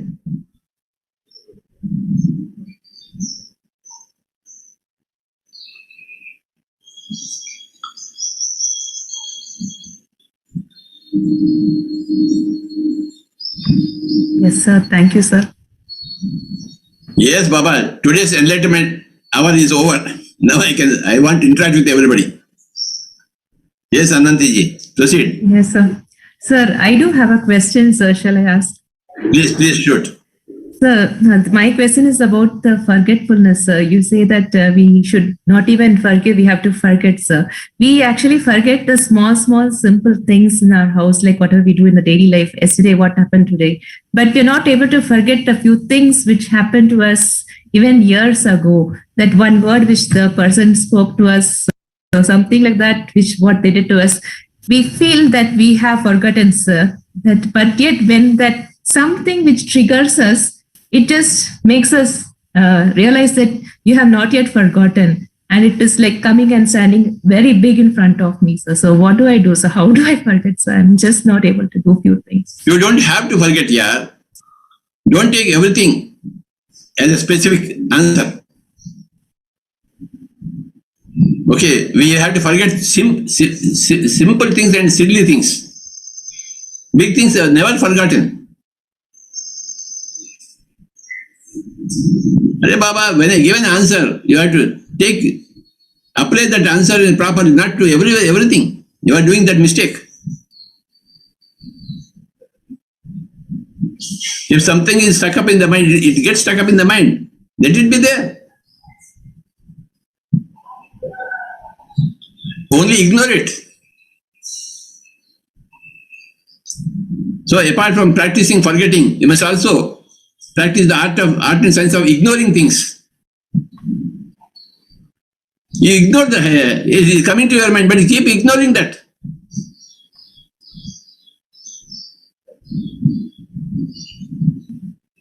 See, so many stupid people are there around you. So whenever they open their mouth, only stupidity comes out of their mouth. So what do? Do you close their mouths? We can't, sir. So but you ignore them, yeah. One day what happened? One lady came in front of me. She was speaking very bad of me. I had 100 people with me. She started coming and shouting at me. You're spoiling everybody and all those things, Because her son came into meditation. She was upset. So my son has come. She was shouting at me. For half an hour she was shouting at me. Amidst 100 people. So what do? You tell me now. Sir, I can't shut her mouth. I can't shut my ears. What do? I can't throw her out of my house. Yes, sir. After half an hour, she got tired of shouting at me. And she went away. And all our people said, Swamiji, how can you be patient? This is too much. She is behaving very too much. Why were you waiting? What were you waiting for? Then I told them, I am ignoring her, yaar. I am not listening to her words at all. I don't waste my time and energy and resources in listening to unnecessary talk. While she was talking, I was observing her eyes, her nose, her cheeks, very beautiful cheeks. I was enjoying her beauty. A thing of beauty is a joy forever. So while she was reviling against me, shouting against me, I was enjoying her beauty, physical beauty. Why should I listen to her rantling? You tell me now.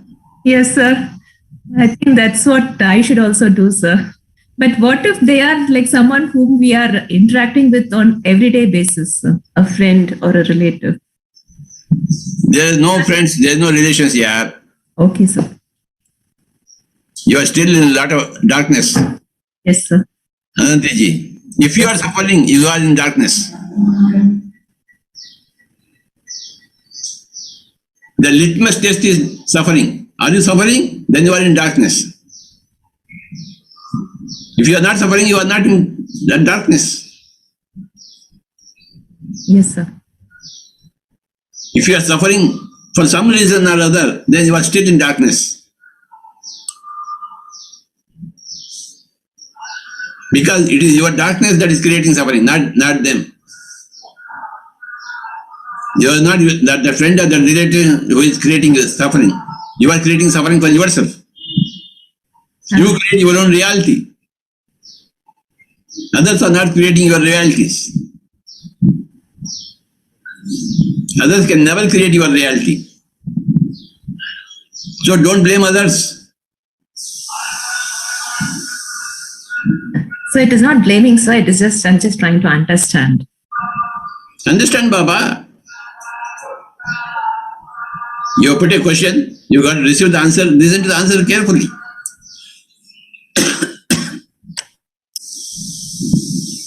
Apart from the art and science of forgetfulness, art and science of ignorance, ignoring, that should be there. When you are living in the society, you must learn to ignore many people. Because 99 out of 100 are stupid. So you have to learn the art and science of ignoring things.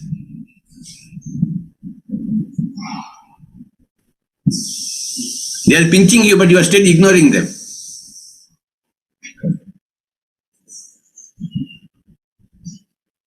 Yes, anybody else? Thank you, sir. Thank you, Auntie ma'am. It was very nice. Art and science of ignoring. Ignoring, not ignorance. Yes, art and science of ignoring. Yes. Practice that. Yes, sir. When that lady was shouting at me, I was practicing that art and science. Instead of listening to her words, I was seeing her physical beauty. If she had no mental beauty, then she has got some physical beauty always. Physical beauty is there always for everybody. They may not be mentally beautiful, but they are physically beautiful. So look at the physical beauty, Baba. Ignore the mental ugliness, but see the physical beauty. See the beauty of the eye. See the beauty of the nose. See the beauty of the ear, eyebrows. You see the cheeks and enjoy. A thing of beauty is a joy forever. John Keats. So see the thing of beauty in front of you. Every person is very beautiful physically. Yes or no? Then why can't you enjoy the beauty of every person?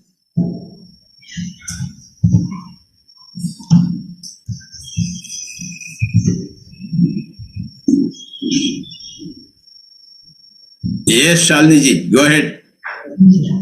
So we have Miss Lavanya from Sydney. Yes. Hello, sir. Namaste. Namaste. Hi, sir. So today's concept I liked very much, sir. And the desire concept, especially, I am little desired on the food. So I think I have to overcome that by observing what you have said. And the one thing, so, I'm not sure if I can ask this question here. So we have started a Divine Breath YouTube channel, sir, in Australia, in Sydney.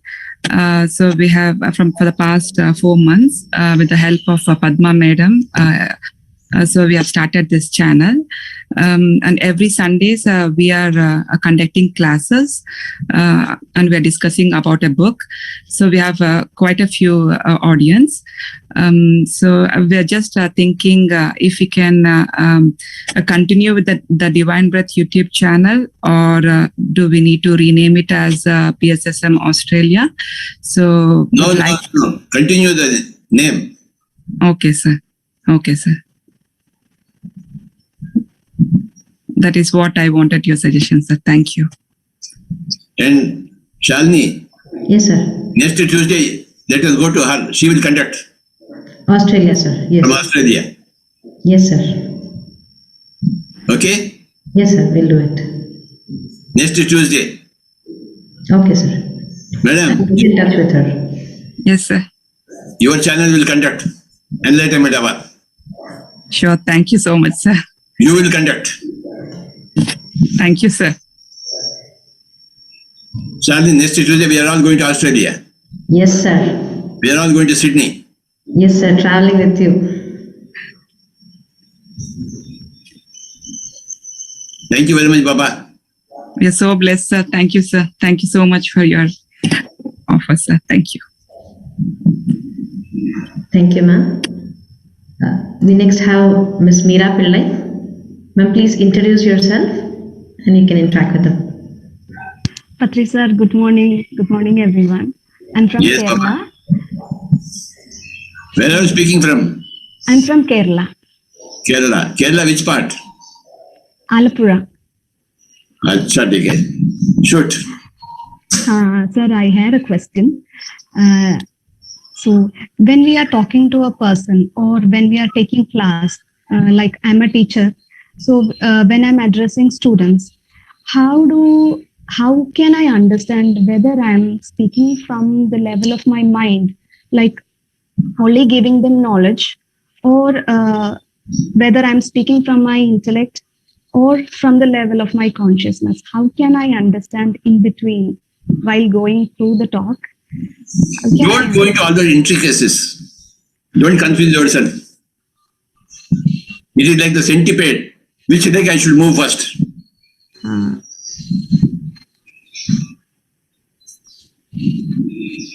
Live naturally, Baba. Whatever comes to you, speak. And don't analyze after you speak. No analysis. Past is past. Be always natural, spontaneous. Whatever comes to your heart, you speak, that's all. Whether in my mind or my consciousness, my future, my past, my present, all those things, of course, don't put too many questions. Don't be a confused centipede. Live like a simple frog.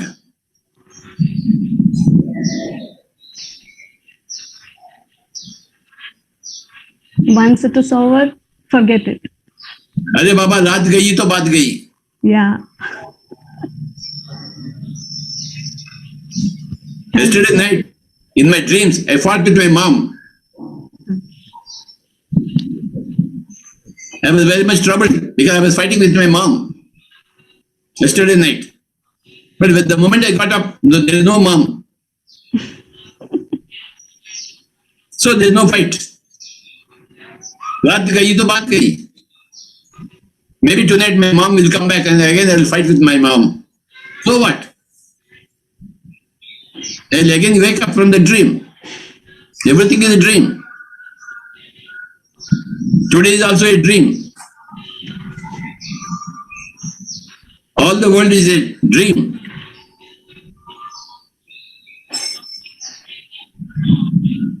As the dream is true in the dream, the life is also a dream. When you finish your life, you will see back and say, oh, it's a very good dream.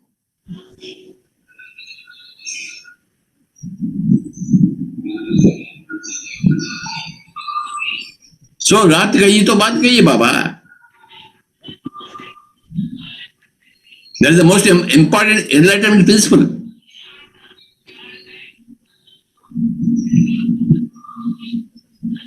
Because yesterday I fought with my mom in my dream, so I'm not going to spoil the day today. Thinking why my mom was fighting with me. Why I was fighting with my mom. No.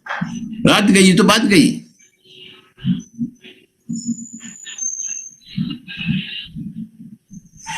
Thank you very much, Baba. Miraji. Thank you, sir. Thank you, Meera. So next we have Ms. Lakshmi from Canada. Ma'am, please unmute yourself. Namaste, Patriji. Yes, Baba. నేను తెలుగులో మాట్లాడచ్చా పత్రిజీ? మాట్లాడచ్చు. నేను నాకు meditation గురించి పెద్దగా తెలియదు కానీ but ఎక్కువ స్పిరిచువల్ గా ఉండేదాన్ని ఏదో చిన్నప్పటి నుంచి. బట్ 2005 లో బెంగళూరులో ఉన్నప్పుడు నేను పిరమిడ్ వ్యాలీ కన్స్ట్రక్షన్ లో ఉండినప్పుడు ఏదో ఒక అసెట్ ఏదో కొనుక్కుందామని వచ్చేసి రియల్ ఎస్టేట్ సంథింగ్ అట్లా లోపలికి వచ్చి కొంతసేపు కూర్చున్నాను. So that was my first experience. And then మళ్ళా నాకు స్లోగా ఇప్పుడు these days for the past 2 years I was trying to understand మిగతావేవి నాకు no interest in any of these materialistic things. I started looking at what is the purpose of my life, because ఏదన్నా materialistic if I wish for something, it's happening. So then I thought, okay, what is the purpose of my life? I have no other botherings. So then I came across, I was working something and I saw your video. To be frank, Patriji, I was not aware of spiritual ఇది pyramid valley గురించి నాకు నిజంగా తెలీదు. కానీ ఆ రోజు మిమ్మల్ని ఒక భక్తి ఛానల్లో యూట్యూబ్ లో విన్నాను. But from then I tried to, and again మొన్న మా ఫ్రెండ్ చెప్పింది. సో somehow I'm getting మీ తట్టుకి it was I was being dragged towards you through some. So for the past just 1 week మీ గురించి నాకు తెలిసిందనమాట. సో నాకేమంటే ఇప్పుడు how to know the purpose of the life, ఈ ego, ఈ other things మీరు చెప్పారు కదా, ఇవన్నీ కూడా సెల్ఫిష్నెస్, పొజెసివ్నెస్, సెల్ఫిష్, ఇవన్నీ I'm trying to like implement in the daily life. I think I'm little bit over there, but purpose of life anedi teliyalante just through meditation it is only possible. Purpose of life to enjoy. Okay. Are you enjoying your life or not? Tell me. Yes, Pataji. Then your purpose of life is fulfilled. Yeah, I think I teach music without any expectation, no commercial. So that is one of the way I enjoy my life and do things. Yeah. Enjoying the life is the purpose of life for everybody. For a centipede, for a frog, for a lion, for a tiger, for a human being. Enjoying the life. Okay. If you are not enjoying, if you are suffering, then you are not in the purpose of life.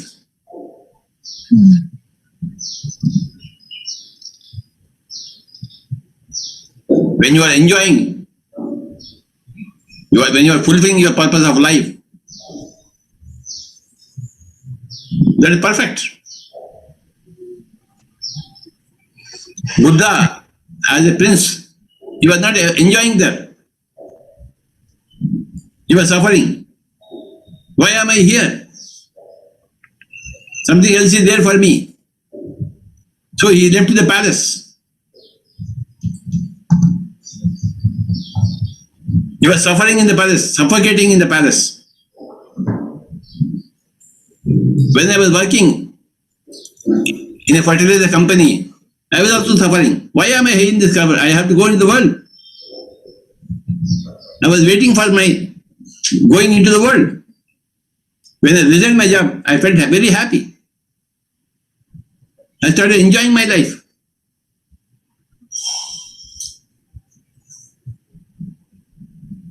When you are teaching music to everybody, you are enjoying, that is the purpose of your life.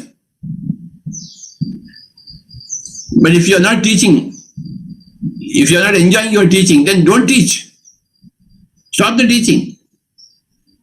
If you are enjoying the teaching, continue the teaching, Baba. Yeah. Enjoyment is the main thing in purpose of life.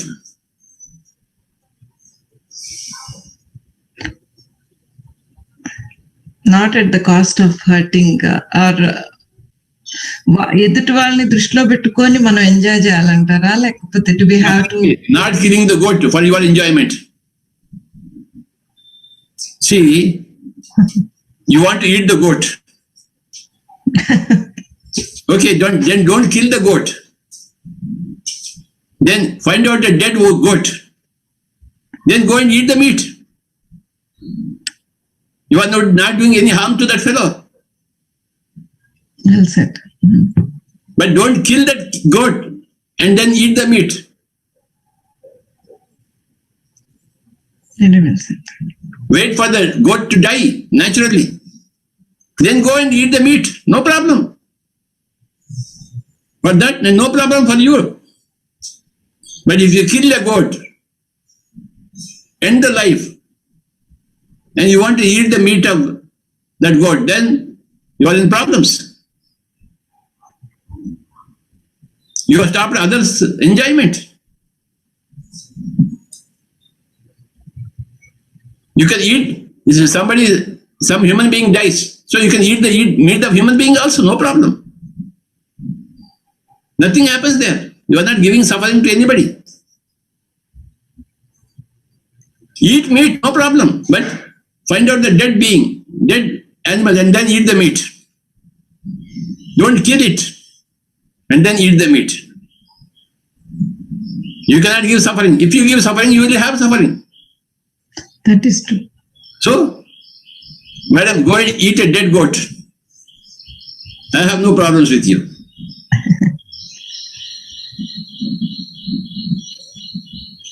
You can eat dead human meat also, no problem for me.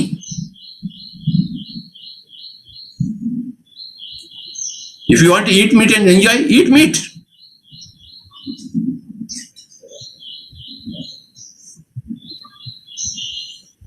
Yes, Lakshmi, thank you very much. Thank you.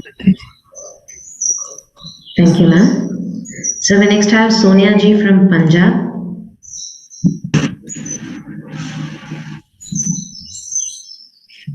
Yes, Baba. हाँ जी प्रणाम पत्री जी, कोटि कोटि प्रणाम। Yes, Baba. हाँ जी sir, meditation के आने के बाद आपने मेरे सुभाष को बदल दिया। पहले वो मुझे करने नहीं देते थे, अब तो उनका रंग ढंग ही बदल गया है। दोनों एक ही रास्ते पर चल पड़े हैं, बहुत अच्छा हो गया है। एंजॉय कर रहे हैं, लाइफ अच्छी हो गई है। एस्ट्रल ट्रैवल भी हुआ, बहुत अच्छा लगा। Wow. बहुत एंजॉय कर रहे हैं। Enjoy.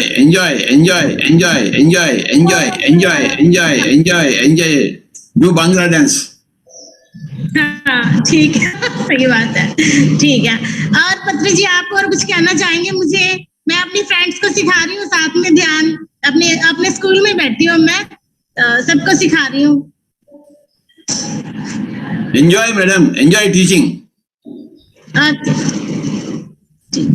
और ये लहसुन, लोग लहसुन बहुत खाते हैं यहाँ पंजाब में, तो वो मानते नहीं है, खाने से रुकते नहीं है।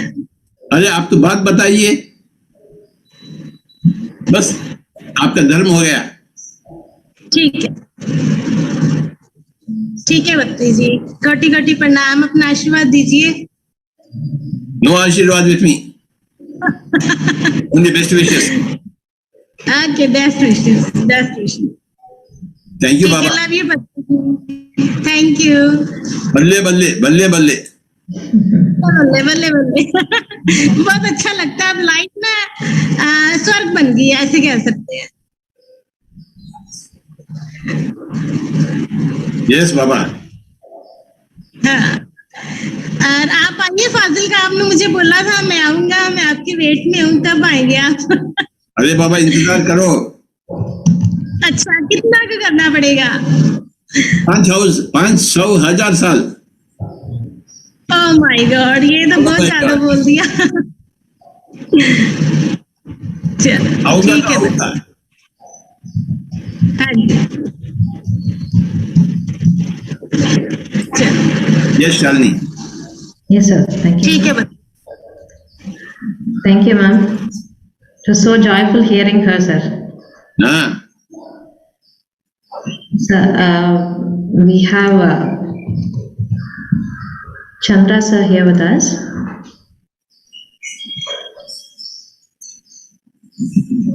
Hi, sir. Yes, Baba. Yes, sir. Excellent concepts of Buddha's teachings today, sir. I'm in Vizag. So doing classes, sir. So meeting people and doing classes in Madhagari, Chandragram. Yesterday I was in Chandrasekhara Pyramid.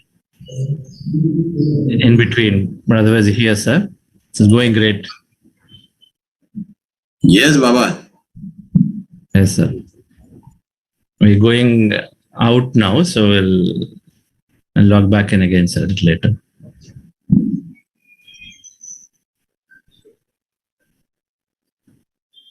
If enlightenment hour is there, it is only Buddha's hour.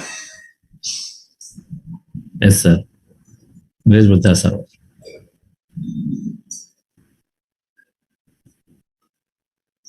We have to understand Buddha again and again.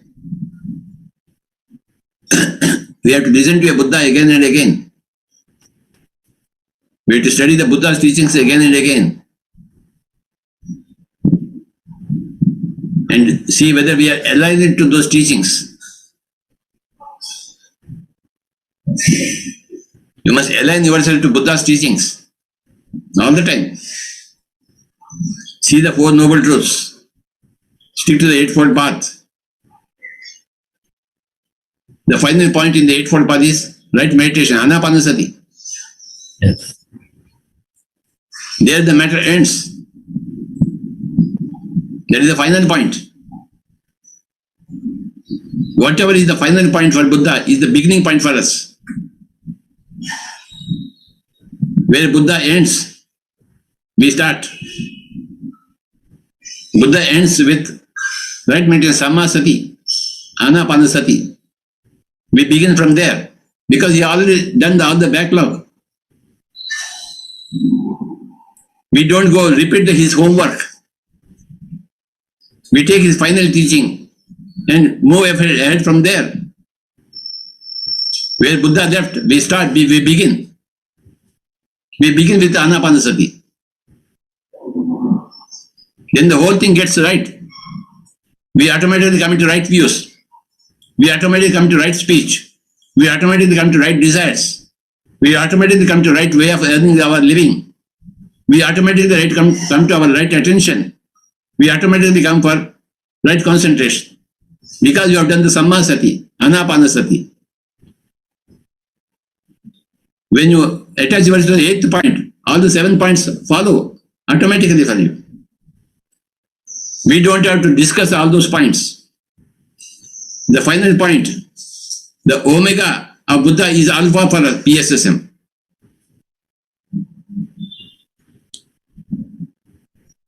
And nothing else is there afterwards. Arey Baba, do Anapanasati, everything you will get. Everything will fall in its own place. आपको और कुछ भी नहीं करना पड़ेगा. Nothing else to discuss. Just to do Anapanasati. Keep on doing Anapanasati. People come to me, Swamiji, we are married for 12, 13 years, but no children. Okay, do Anapanasati. They got 2 children.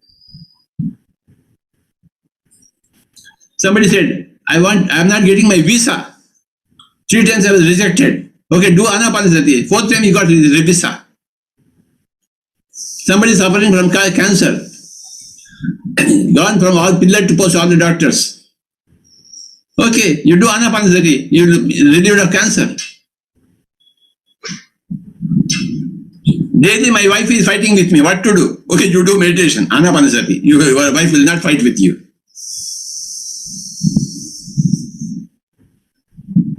He comes back and says, my wife is not fighting with me nowadays.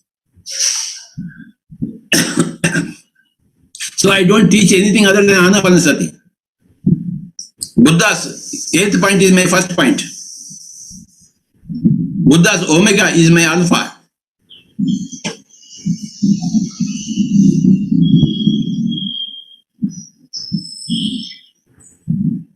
In that 8th point, everything is there. In Anapanasati, everything is there. Now we don't need any more discourses. No more discussions. No more questions and no more answers. Only practicing Anapanasati, closing your eyes, closing your mouth and observing the breathing. See, this is the, close this path and go to the middle path. The middle path is being with the breath. Because the nose is in the middle. Don't look high, don't look low. Look at the middle point, the nose. And be with the breath. That is the middle path. The classic middle path of Buddha.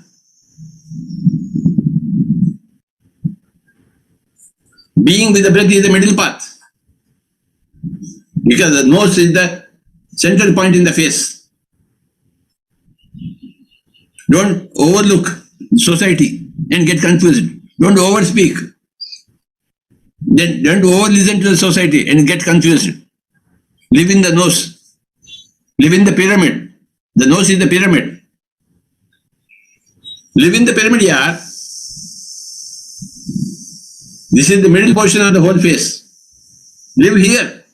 Not here, not here, not here. This is the middle path. Central path. Stay here. Not here, not here. Don't look at the world. What others are doing. What my neighbors are doing. आंखें फाड़ फाड़ कर देखते हैं आप. बाजू की घर में क्या हो रहा है. क्यों देख रहे हैं आप? अरे बाबा, this is the middle path. Be with the breath. Be in the nose. Don't be in the mouth. Don't be in the eyes. Don't be in the ears. If this music, there is here. If the blah blah, don't hear. Stay in the nose. Anapanasati, that's all. The game is over. See, it is like when you are playing a chess game, what is the purpose of the chess game? You want the king of the opposite. Straight away go for the king. Then the game is over. You don't have to take the pawn and the rook and the knight and the bishop, the queen, and then go to the king. No, straight away go and take the king. The game is over. Anapanasati is going for the king, capturing the king in the chess game. Arey Baba, Anapanasati, everything is over. The game is over. Ha ha ha ha ha ha ha ha. The king has been captured. You have entered Mahaparinirvana. All the questions are answered. You don't have to go and answer anybody, question anybody, seek anything from anybody, or seek anything from yourself. Everything is over. Jat mangni patshadi ho gayi. Anapanasati, the answer. Yeah, everything ends for any question.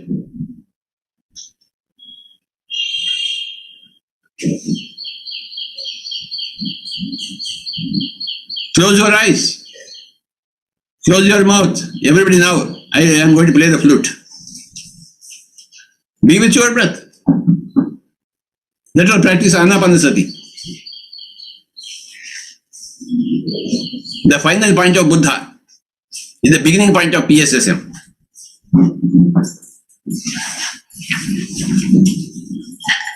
Be with your normal, natural breath.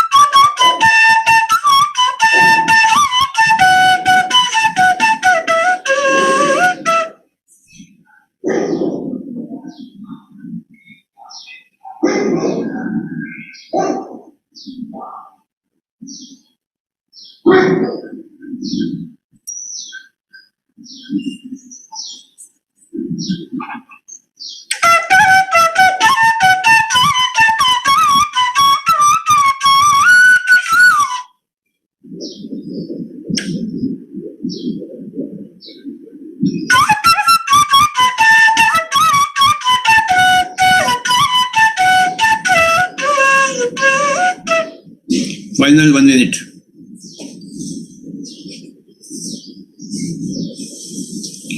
Thirty seconds.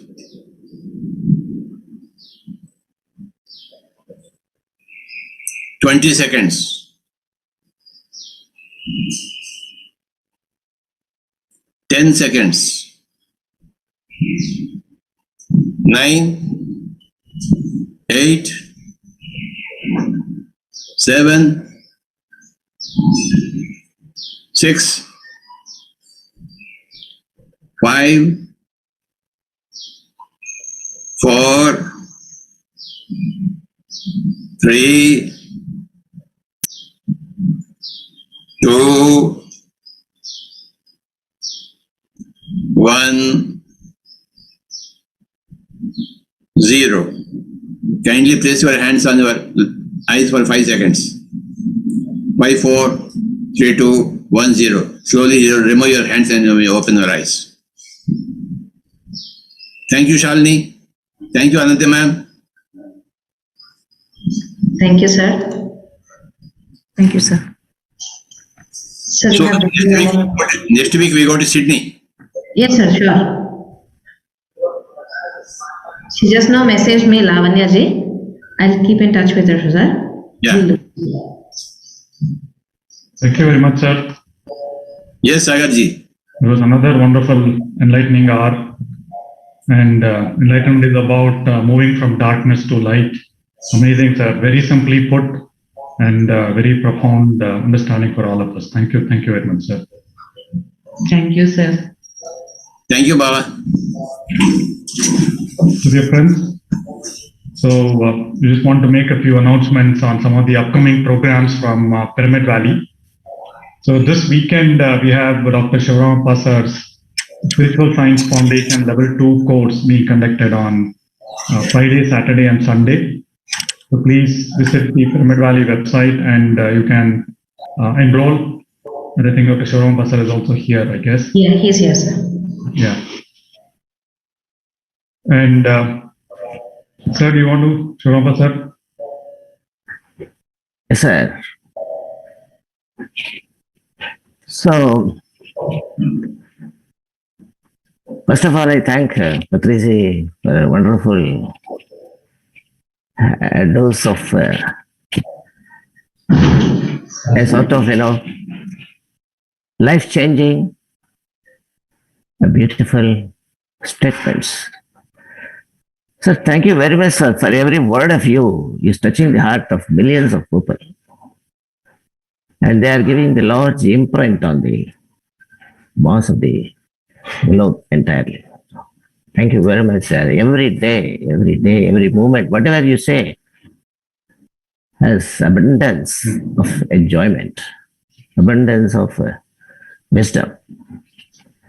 Sir, in the same path, we are also with you, sir. And friends, this 9th onwards, 10th and 11th, 3 days, we'll be having wonderful session on the wisdom of spiritual science by name, Spiritual Science Foundation programs for 3 days. We are conducting level 2 course. So it is there for us to seek the wisdom, from all levels. And it is open invitation for all of you, to please join the same. And further, I have some information about the upcoming postgraduate diploma courses also are there.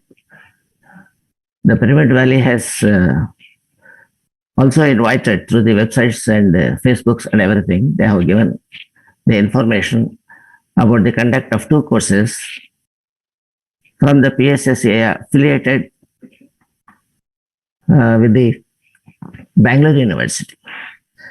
We have a certificate course that goes for 6 months, and we have a diploma, PG diploma course that goes for 1 year in 2 semesters. So the applications are also called for. So kindly have a glance of that and take opportunity to educate ourselves in the path of, in the middle path. And friends, we are also having a venture as per the directions of Brahmarshi Patriji, Brahmarshi Pitamaha Patriji. We are now going ahead to install a spiritual university, namely Maitreya Spiritual Science University. Of course, we will be having a very great announcement from Patriji in the coming days. And now, it is only for general information that we all should join in the formation of this, the unique University of Inner Science from the center stage of PSSM, from the great Pyramid Valley campus. And we all wish the best wishes from all of you. So with this, I want to, I just request, Thank you, sir. Yes, Sagarji to take over. Yeah, thank you, sir. As Dr. Shivaram mentioned, there are a lot of wonderful education courses coming up from Pyramid Valley in association with the Pyramid Spiritual Science Academy. So the 3-day course, Spiritual Science Foundation Level 2 is for anyone who wants to understand deep concepts of spiritual science, wisdoms from scriptures. Dr. Shivaram Pasar has been doing this for a long time.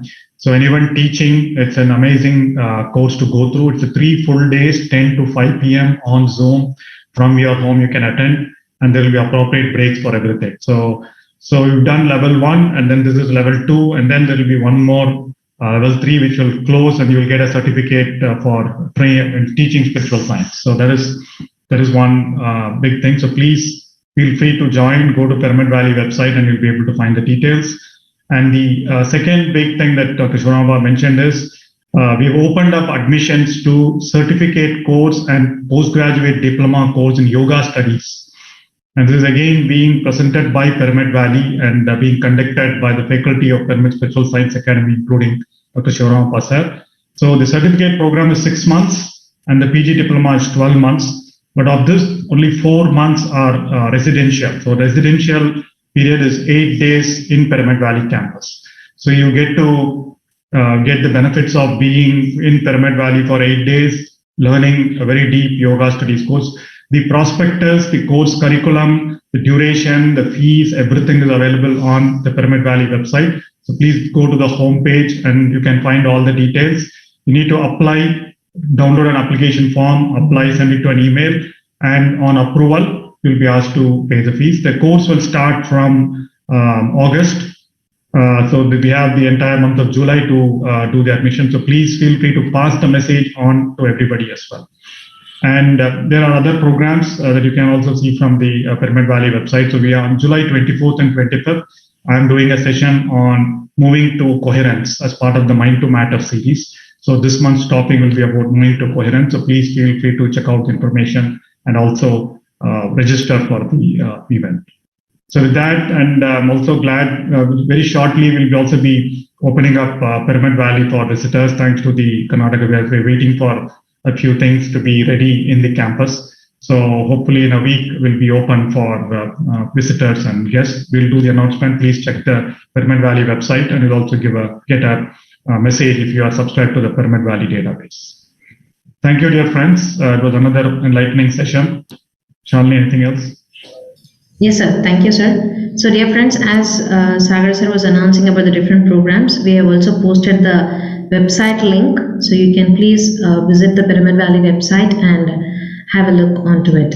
So let us all meet again for the next Tuesday Enlightenment Hour session with Australia Masters. Let us fly to Sydney for the next Tuesday and enjoy much more wisdom from Patri sir. I hope we've all been enjoying this. So we have done many more videos from Patriji's wisdom and it has been uploaded onto the Pyramid Valley YouTube channel and we have also posted the link. So we have a playlist called Pearls from Patriji.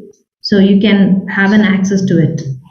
And whoever is interested to join us on the WhatsApp and the Telegram channel, you can please join us in the Pyramid Valley community and we'll be updating you about the different programs happening from Pyramid Valley and also when Pyramid Valley will be open. So we are very soon opening, probably next week or so, another 10 days. So we are really eager to see many of the spiritual seekers coming here. And we've been seeing many people on Zoom. So now we do have the opportunity to meet everyone in person.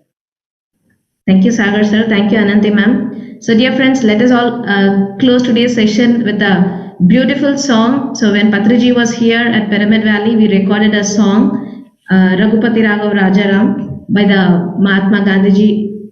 And I would like to ask my team to play this song. Let us enjoy the song and complete today's session. Thank you, everyone.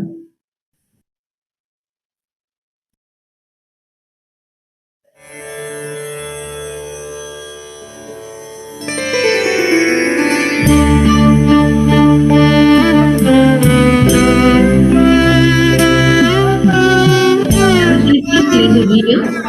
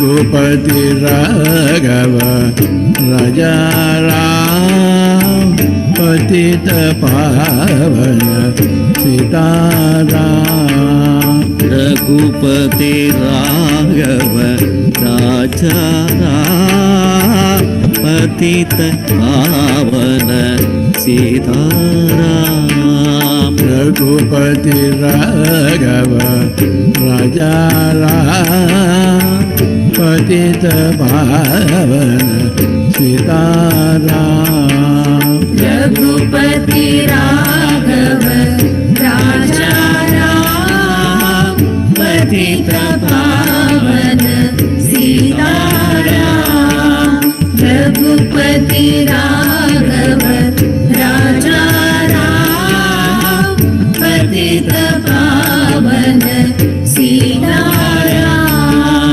Sitaram Sitaram भज प्यारे मन सीताराम सीताराम सीताराम भज प्यारे मन सीताराम रघुपति राघव राजा राम पतित पावन सीताराम रघुपति राघव राजा राम पतित पावन सीताराम रघुपति राघव राजा राम पतित पावन सीताराम रघुपति राघव राजा राम पतित पावन सीताराम रघुपति राघव राजा राम पतित पावन सीताराम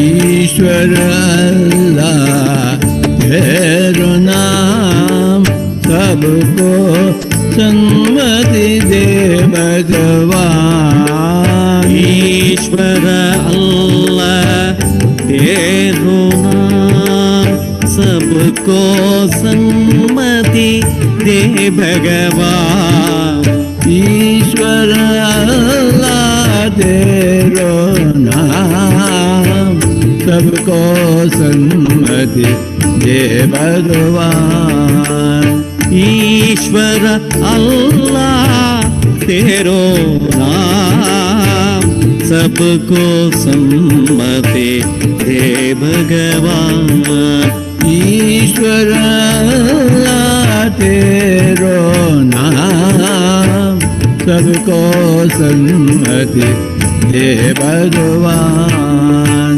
रघुपति राघव राजा राम पतित पावन सीताराम रघुपति राघव राजा राम पतित पावन सीताराम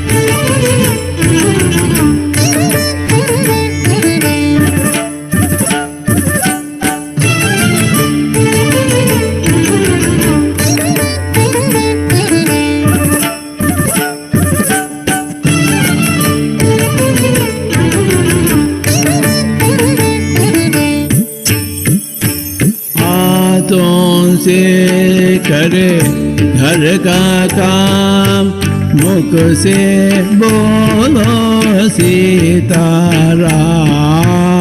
हाथों से कर घर का काम, मुख से बोलो सीताराम। रघुपति राघव राजा राम, पतित पावन सीताराम। रघुपति राघव राजा राम, पतित पावन सीताराम। रघुपति राघव राजा राम, पतित पावन सीताराम। रघुपति राघव राजा राम, पतित पावन सीताराम। रघुपति राघव राजा राम, पतित पावन सीताराम।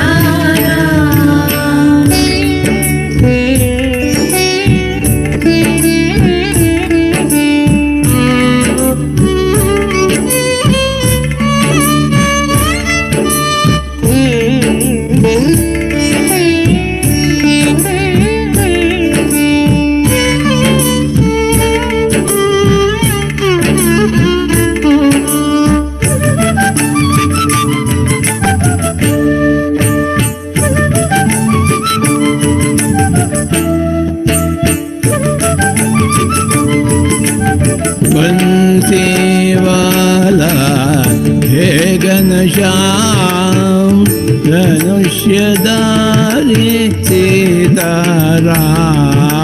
बंसीवाला हे घनश्याम, धनुष्यधारी सीताराम।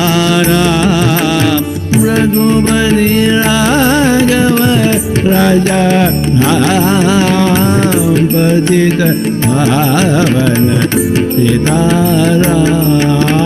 रघुपति राघव राजा राम, पतित पावन सीताराम। राम राम राम राम सीताराम, रघुपति राघव राजा राम। राम राम राम राम सीताराम, रघुपति राघव राजा राम। रघुपति राघव राजा राम, पतित पावन सीताराम। रघुपति राघव राजा राम, पतित पावन सीताराम।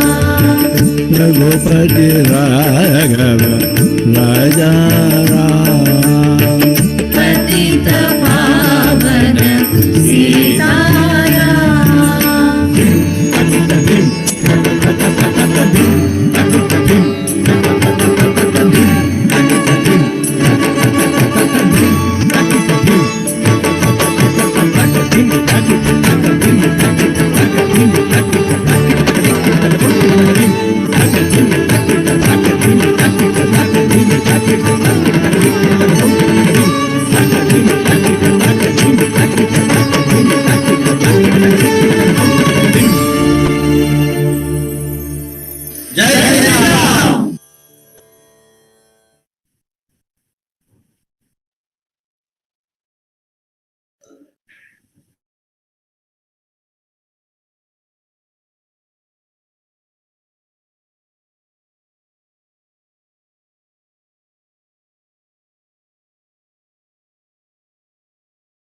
Thank you all.